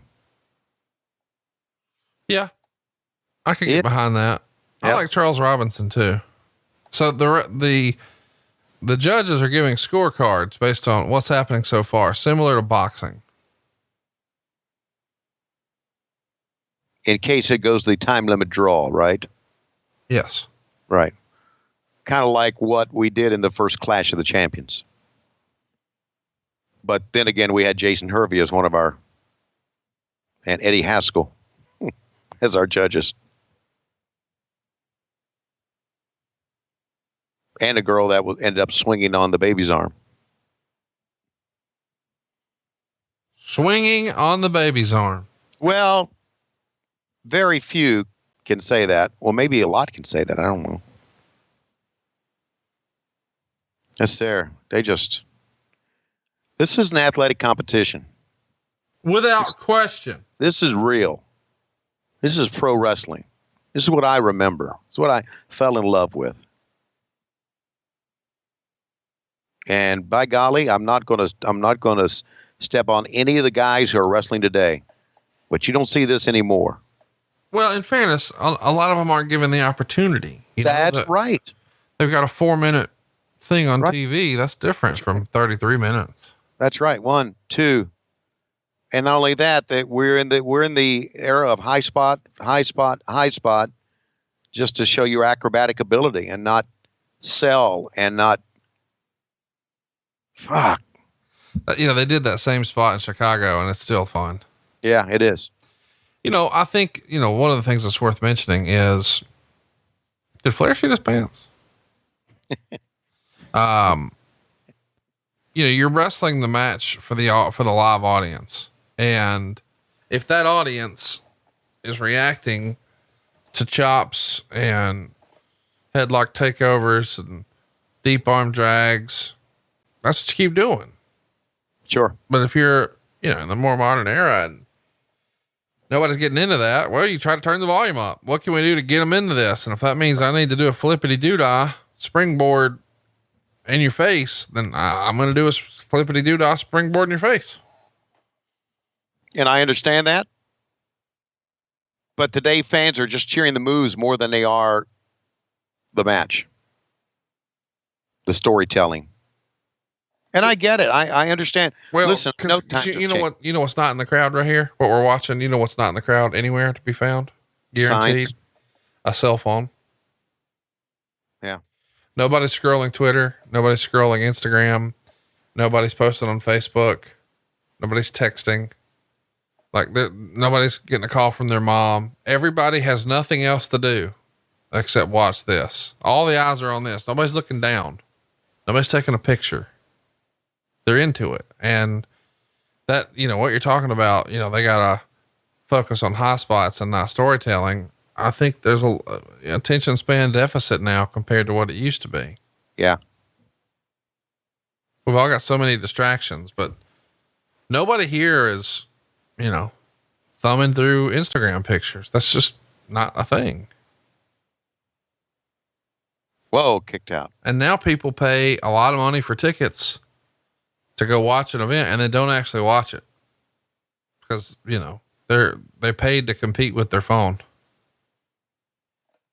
You know, I have even seen, I think we've talked about this before at ringside in a WWE event. I've seen even a jack off with a lavalier mic talking into it.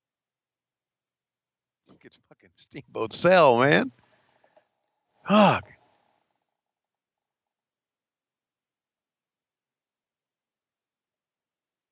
There you go. Knee was too much. And look at the crowd. They're going nuts. And by the way, it wasn't a figure four. It wasn't a big fancy maneuver. Steamboat goes for the body slam, and Flair knows that leg is weakened. He turns it into a pinning combination, and he is your champion. Let's hear what Jim Ross has to say.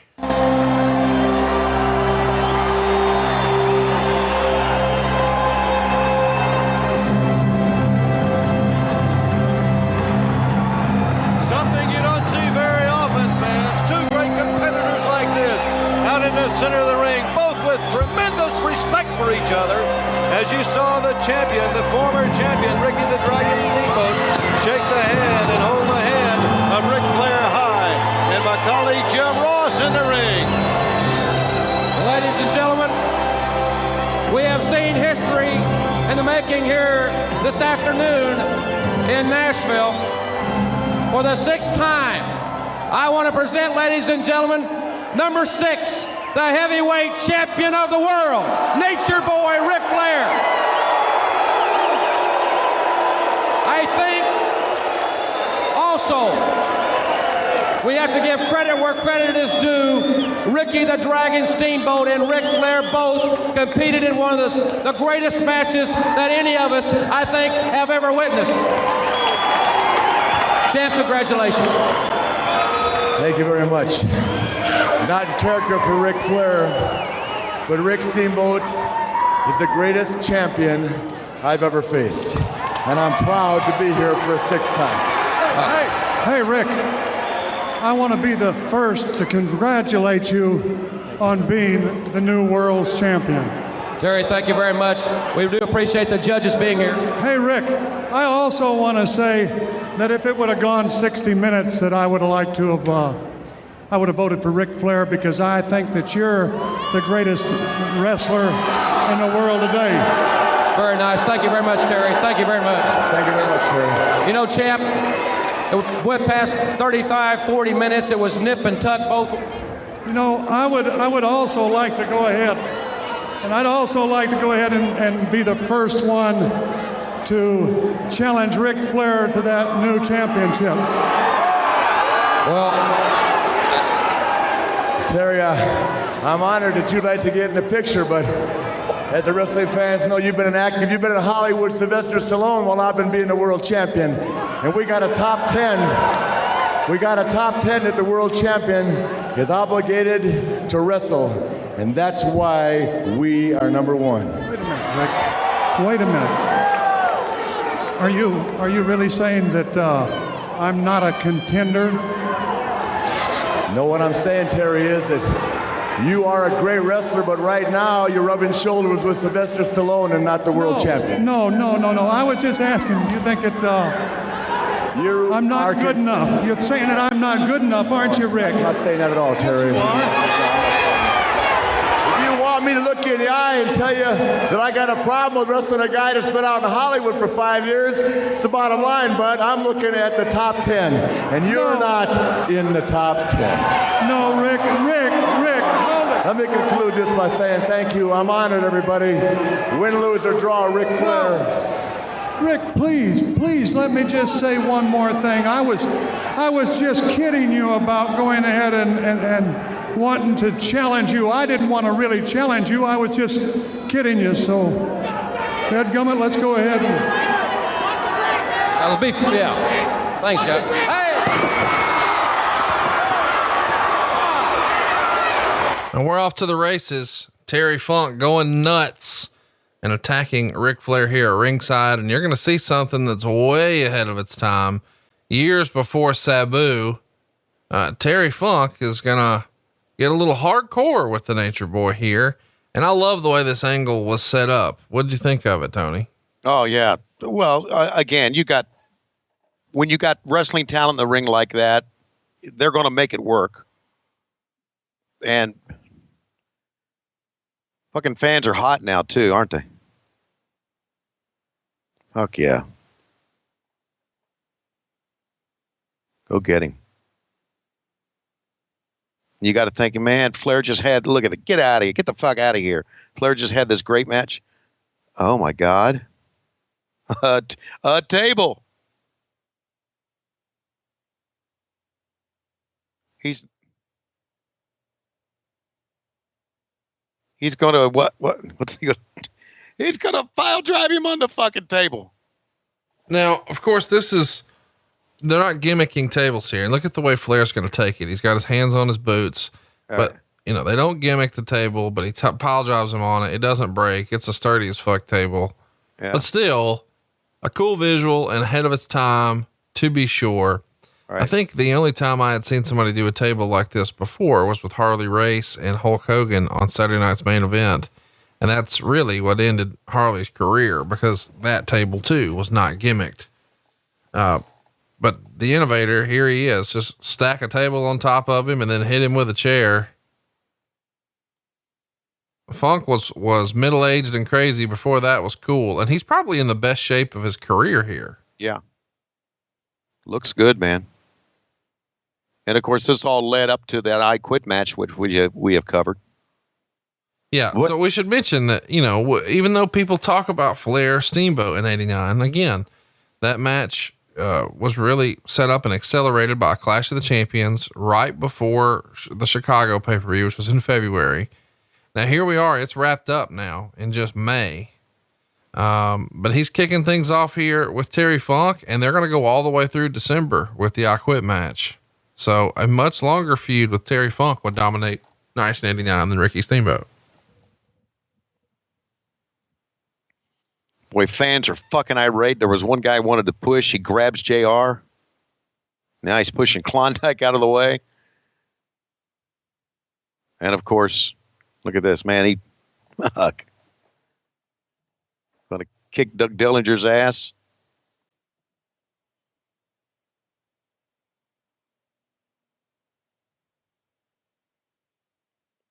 Fans are into this. Yeah, man, this is legitimate heat here.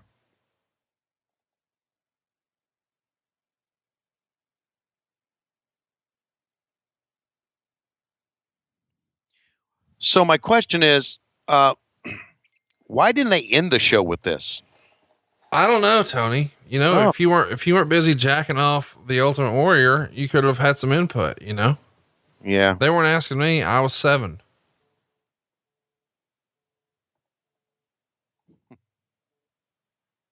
What? Yeah, that's right. What? Tony? Blame my ass. Well, everything's your fault. I was talking to Lois earlier today and stop it. Blame me. Yeah, you could have changed it, Tony, but I was only 7. Yeah. I couldn't have done anything. They would have said, you know what would have happened in the front office? They said, let's put the Road Warriors and the Varsity Club on last. And I would have said, great idea. Of course, because you're a stooge. You're a yes man. You're a hand job. Yeah, okay. All right. Whoa. All right. Now, people think that I'm Conrad Thompson, but I'm really Joe Pedicino, and I'm here with a man of 1,000 haircuts, but 4 wrestling moves. Nikita Koloff, I want to ask you about your haircut, but instead, I'm going to ask why you're wearing Tommy Young's shirt and what you had to do to get it. Tell us what your intentions are tonight with this stupid haircut and that shirt that's a schmedium. Oh, the better question is, how a good-looking woman like Bonnie Blackstone would even want to hook up with someone like you? She's beautiful, she's sexy, she's Southern, but she also apparently fucking blind. I don't know. I asked the boys. Here's Joe Pedicino to my left, looking like well, we know how he looks. And then you got Bonnie Blackstone looking how she looks. And then we got, have you ever seen your dick? I doubt if you have. Well, that's really none of your business. Let's go to the ring. Lord. So yeah, what do you make of these cheerleaders out here for the Varsity Club? The Varsity Club's a heel group, right? Yeah. Why do they have cheerleaders? Because heels have cheerleaders too, and they're in white and black. Oh, that's right. The Bulldogs, the Georgia Bulldogs do have cheerleaders. Wow. Zing. Go Varsity Club. Go Varsity Club. Sis boom ba. Go Varsity Club. Can't cut a promo. We'll cheer for you.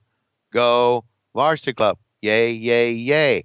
Go Raiders. Yay, yay, yay. Hey, we blow captains of the team. Yay, yay, yay. Yay, yay, yay. What are you saying right now? I was trying to freestyle the cheer here. We blow captains of the team? Oh, did I say that? Well, I'll cut that out before it makes error. No, you're not. Why would you do that? I don't want to offend anybody, you know. Hey, did you see what happened recently with Lars Sullivan on WWE? I didn't see it, but I've heard bits and pieces about it. Man, how badass is this entrance of the Road Warriors? Yeah. I got to tell you, the black shoulder pads and the silver spikes. It's better than the red. How does that not get over? I know. No, so I guess Lars back in the day, it's kind of a shithead online. Said some pretty shitty things, and now people are kind of mad about it. Oh. Well, why don't they do something about it? I mean, I think a lot of people are saying they should fire him. Oh, really? I mean, it was not good. Was it racist stuff that he said? Yeah. Oh, okay. Well, there you go.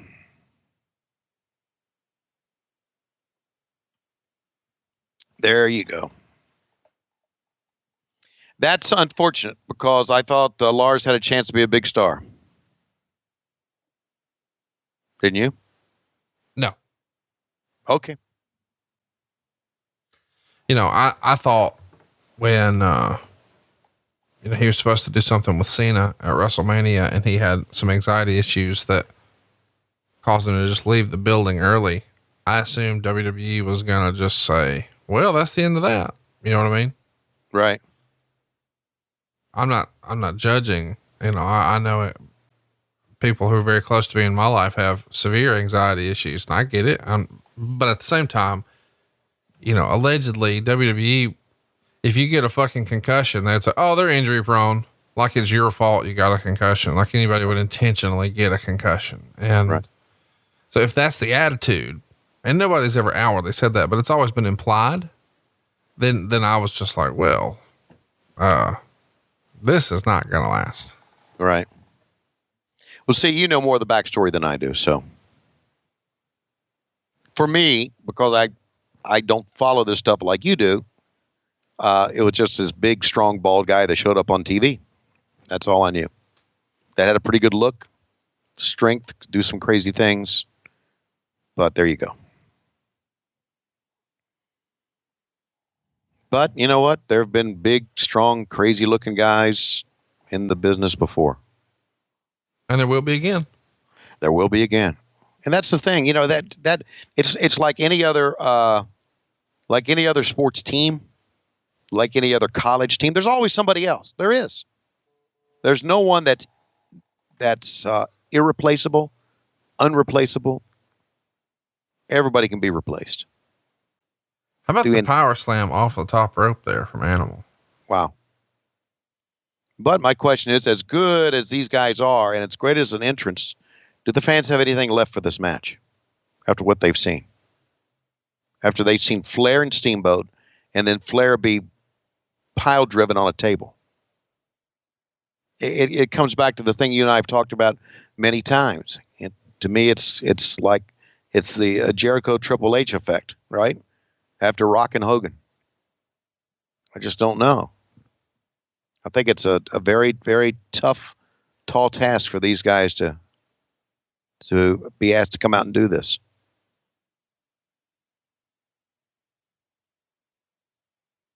That's some raw power right there, guys. He picked him up, I don't think with much help. Oh.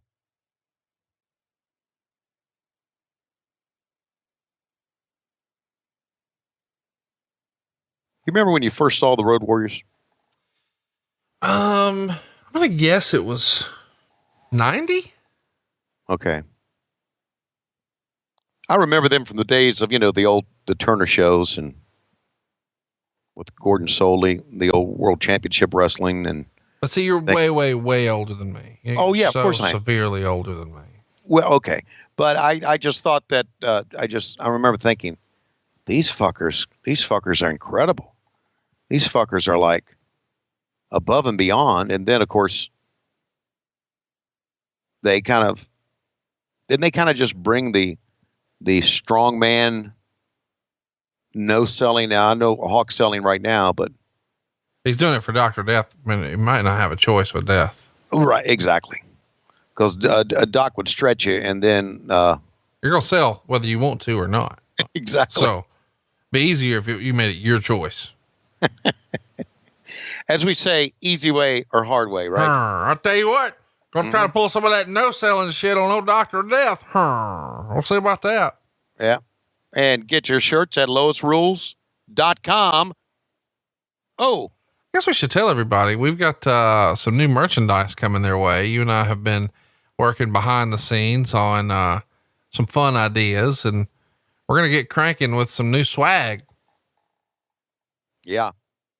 I saw some of the designs that new swag, and a couple of those new designs may really get my ass in trouble. You know that, don't you? She won't see. It'll get back to her. Okay. And whoa. I think it was only one that would get you in trouble. But that's all it takes, buddy, is one. Oh, here we go. Look at this. The Doomsday device up top, down goes Dr. Death. I didn't see that coming. Oh, Animal's going to make the cover. Nope. No pin for Dr. Death. Spivey is wearing out the referee, Nikita Koloff. Starship Eagle. There you go. Starship Eagle. He's out. Oh, God. We just got a fucking melee. A fucking melee. Slobber knocker. Yeah, and we still got 12, 15 minutes to go in the show, man. Joe not selling shit in there. Come on, camera, get back. Nikita, come on, get in there, you.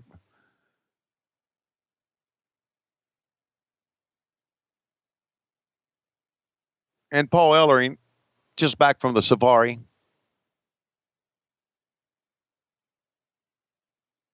And the Road Warriors win. But we're not done yet. We still got another match, right? Why was Paul Ellering dressed like he was going on safari? I have no idea, Paul.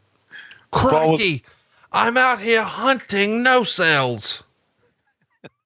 What we need are two giant steroided up face painted mohawk men who've never wrestled in their lives. If we could find that, we could put them in Mad Max attire and make them world champions. Give me one who's a real meathead. Joe Laurinaitis, I'll take him.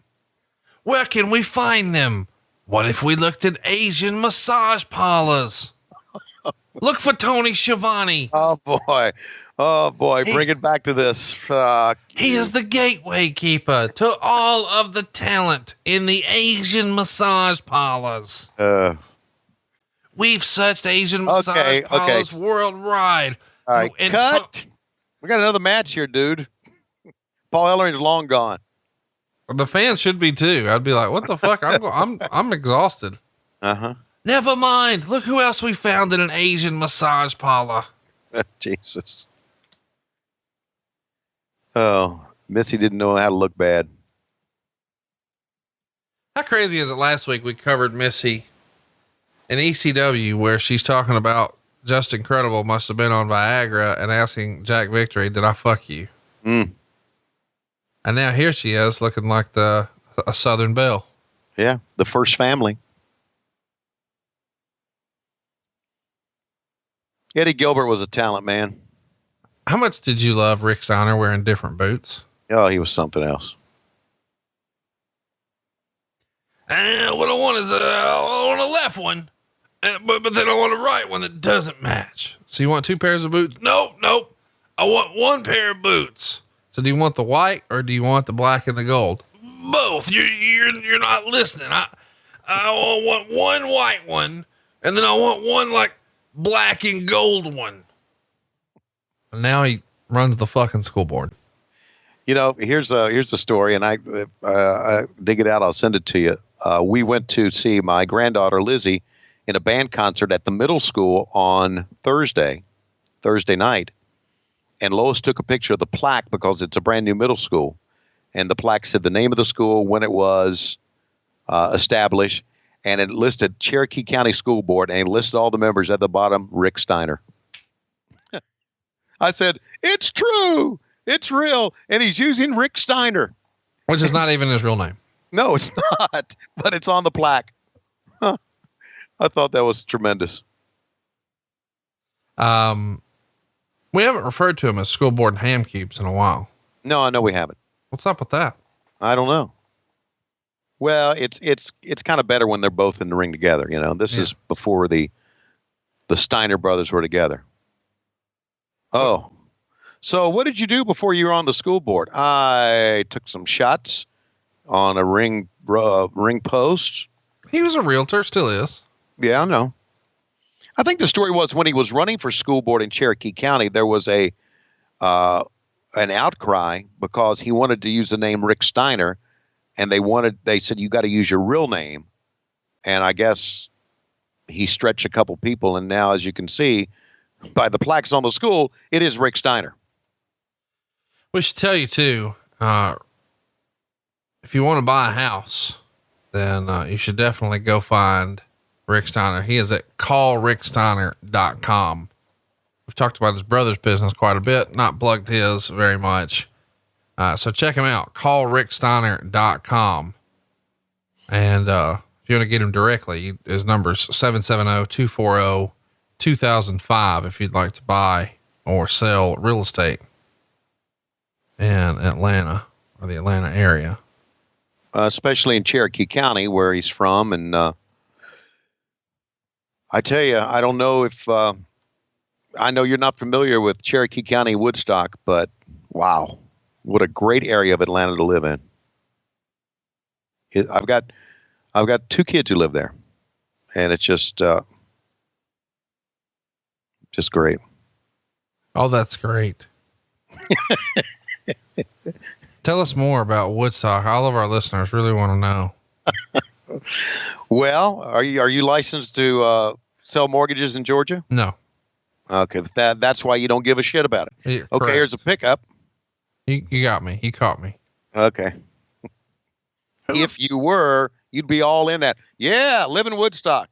Wait, hang on now. Who the fuck would want to live in Georgia on purpose? Oh, come on now. Sucks a dick. Oh, fuck. It does. Fuck. We need to build a wall. Around Alabama? No. Keep you fucks out of here? Yeah.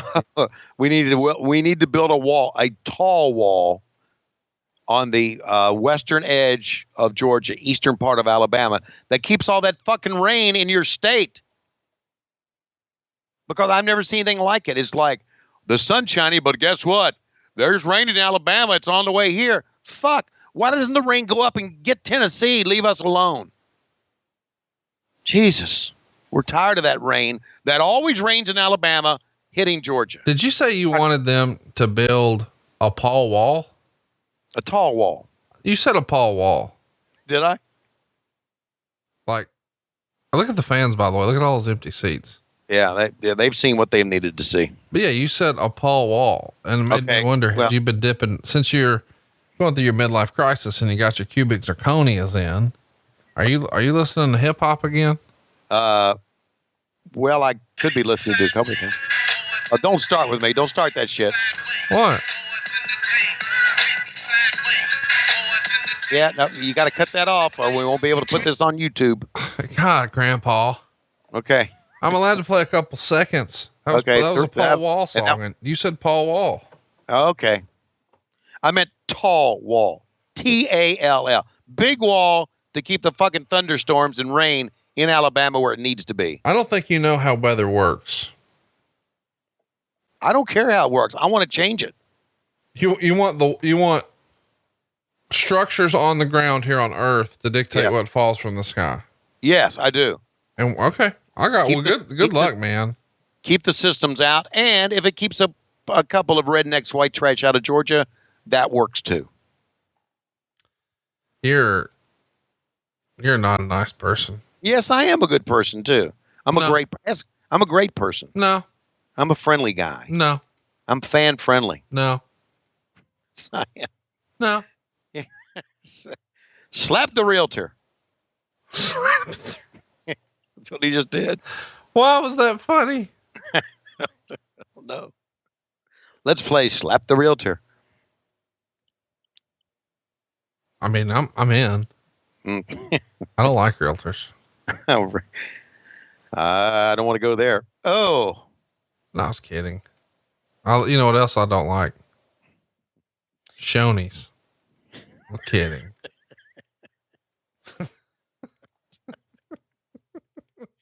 Hey, what's your favorite thing at Shoney's? My favorite thing is the Big Boy double stack hamburger. Is that a real thing? Yeah.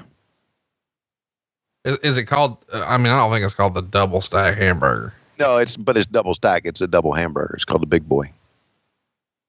I think it had special sauce on it before McDonald's started their special sauce. I don't think they call it a Big Boy anymore.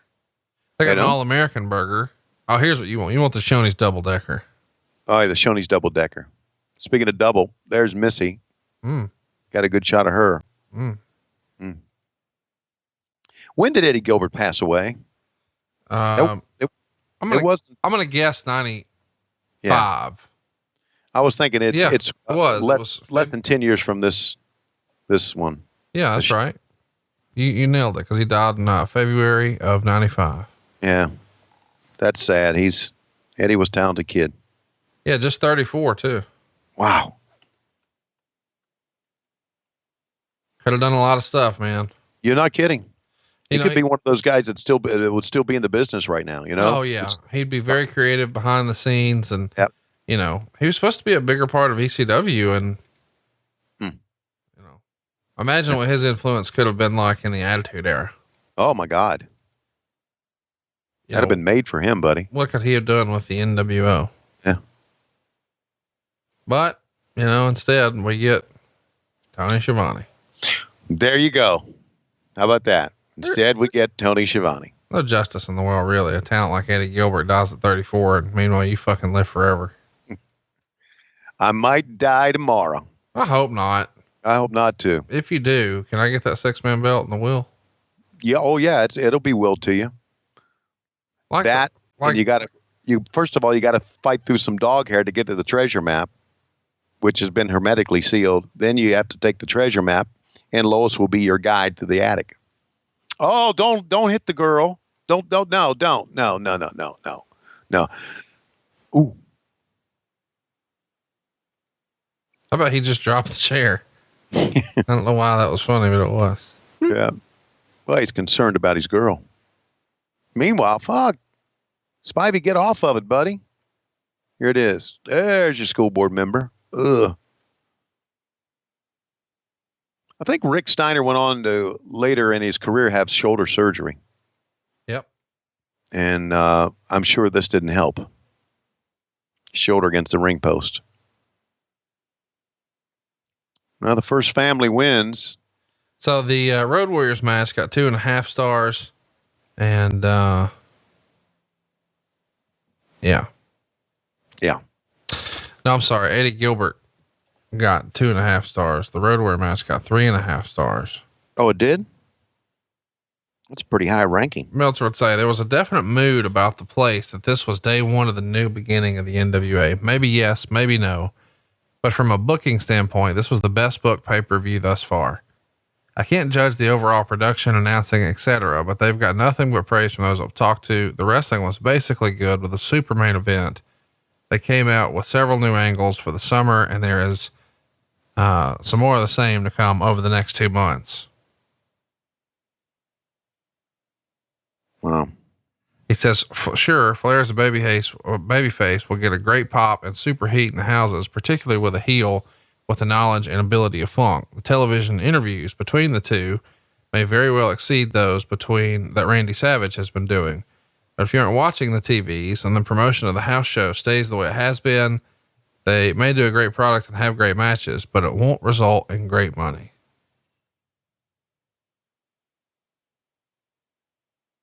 Won't result in great money. Huh. Interesting comment. The WWF show, which ran the night before here, at least, he's saying that the backstage was crazy. You had John Cougar Mellencamp backstage at the WWF show, and guess who else was there? Don't know. Ric Flair. They've been trying to get out of New York for years. I've been trying to get in. Used to throw that out on local promos all the time. It is interesting to think about your top star for the company visiting the competition. Yeah. Can you imagine? I mean, seriously, like what if Roman Reigns just stopped by Double or Nothing in the back? Yeah. The internet would melt. Of course. Or what if Kenny Omega was backstage at Raw? Right. And thanks to the internet and social media, that's probably why they don't do that anymore. Yeah. I'm sure there's friends that they have that are not wrestling for their company they'd like to say hello to, and they'd like to go out and give them their best and say, go out, because, all these wrestlers, listen, all these wrestlers are good guys, hardworking kids. And that's kind of what I love about the business. And that's kind of like why I decided to do some work with MLW, because I wanted to help kids in their career, because they bump, they do crazy shit. They go through tables, they go through chairs, they cut themselves, not as much as they used to. And it's not an easy business. And I'm one of those guys that when somebody says wrestling is fake, it's like hitting a flat note. It's like, it's not. It's choreographed. It ain't fake. And you want some proof? Re-rack this one. Re-rack's not a term anymore, but re-watch this Flair Steamboat. You tell me that's fake? Fuck you. You're crazy. So long, everybody. My podcast number 1. Hey, you know what? Speaking of podcasts, we need to plug our great close personal friend, Cassio Kid. If you enjoy Cassio's cameos here on the show, you should definitely check out his new podcast, Cassio's Cut. It's on Audio Boom, and, soon enough, it'll be everywhere you enjoy podcasts. But CassiosCut.com is where you can find it. And of course, Cassio is easy for me to say, CassiosCut.com, CassiosCut.com. Yeah, I look forward to that, and look forward to being on it with him. And he is our good buddy. Man, we just love him. Really do. Yeah. And not 50% of us like the audience, 100% of us, but only 50% of the audience. Yeah. But that's going to wrap it up. WrestleWar 89. We are really home stretching it here as we get ready, for a very special event. As most of you are hearing this, StarCast is right around the corner. Yes, it is. And of course, the first big stage show, if I'm correct me if I'm wrong, is 30 years and 3 and 5 stars later. That's exactly right. Good old JR will be on stage with Ricky the Dragon Steamboat and the Nature Boy Ric Flair, talking about this series and this trilogy from 1989. And then you've got a couple of big events as well. You'll be sitting down with Sting. You'll be sitting down with Tully Blanchard, Magnum TA, and we haven't announced it, but here we go. You're going to be sitting down with Arn Anderson. These are major characters on our show here on What Happened When, and important people throughout the history of not only WCW, but Jim Crockett Promotions, and Tony Schiavone is synonymous with all of them. And you don't have to make a trek out to Las Vegas. If you can, by all means, please do. Starcast.com. But you can join us on Fight. And me and you haven't even talked about this, Tony, but Fight's an interactive platform. So fans at home will be able to ask questions live through Fight. So when it gets to the Q&A portion of the show, we'll not only be taking some questions from the audience, but we'll be able to take some live from Fight as well. So it's a truly interactive experience. That's cool. And you can get 22 shows, over 30 hours of content for just $59 right now. It will be live. It will be in HD. You'll have 2 stages going at all times to choose from. And the very special event, the main event, is the roast of Ric Flair, and it's all included, not only live and on demand, but with unlimited replays in HD. And if you support professional wrestling, we would certainly love to have your support for this. As you can imagine, this is not an easy or cheap undertaking. And the Las Vegas unions and laws and rules and local legalities have thrown us some curveballs this year, but we're hanging tough, man. And we appreciate your support. So if you dig what we're doing, consider picking up StarCast on Fight. That would mean a lot to Tony and myself. And no matter what, we're going to see you back next week right here with another edition of What Happened When with Tony Schiavone.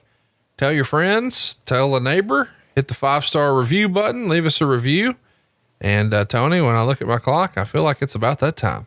Yes, it is. And be sure not to slap a realtor unless you're taking Blue Chew. And if you're taking Blue Chew and you slap a realtor and that realtor is Rick Steiner, pack up your shit and leave town on Atlas Van Lines.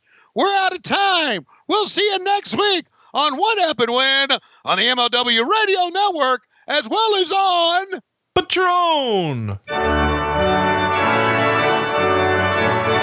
Promotional considerations paid for by the following. BoxOfGimmicks.com with new items each week. The official store of What Happened When, something to wrestle with at 83 weeks. Log on and get your gimmicks for the wrestling fan in your life, or something for yourself. And by Patreon.com/WHW one day. Want to be a low-key big hog or a glass bottom boat rider? How about a member of the Hot Tag Express or the Slapdick Nation? Join Conrad Thompson, Tony Schiavone with bonus podcasts, behind-the-scenes videos, and weekly chats with new content each week. And by LoisRules.com. Get your t-shirts from What Happened When right now. And by What Happened When Live in St. Louis, Saturday, June 22nd at 9 p.m. at Off-Broadway. Tickets available at etix.com. And What Happened When Live in Baltimore, Sunday, June 23rd at noon at Jimmy's Famous Seafood. Tickets at jimmysfamousseafood.com. And by StarCast 2, coming to Las Vegas, May 23rd through the 26th, as part of Double or Nothing Weekend. Go to StarCast.com for more information.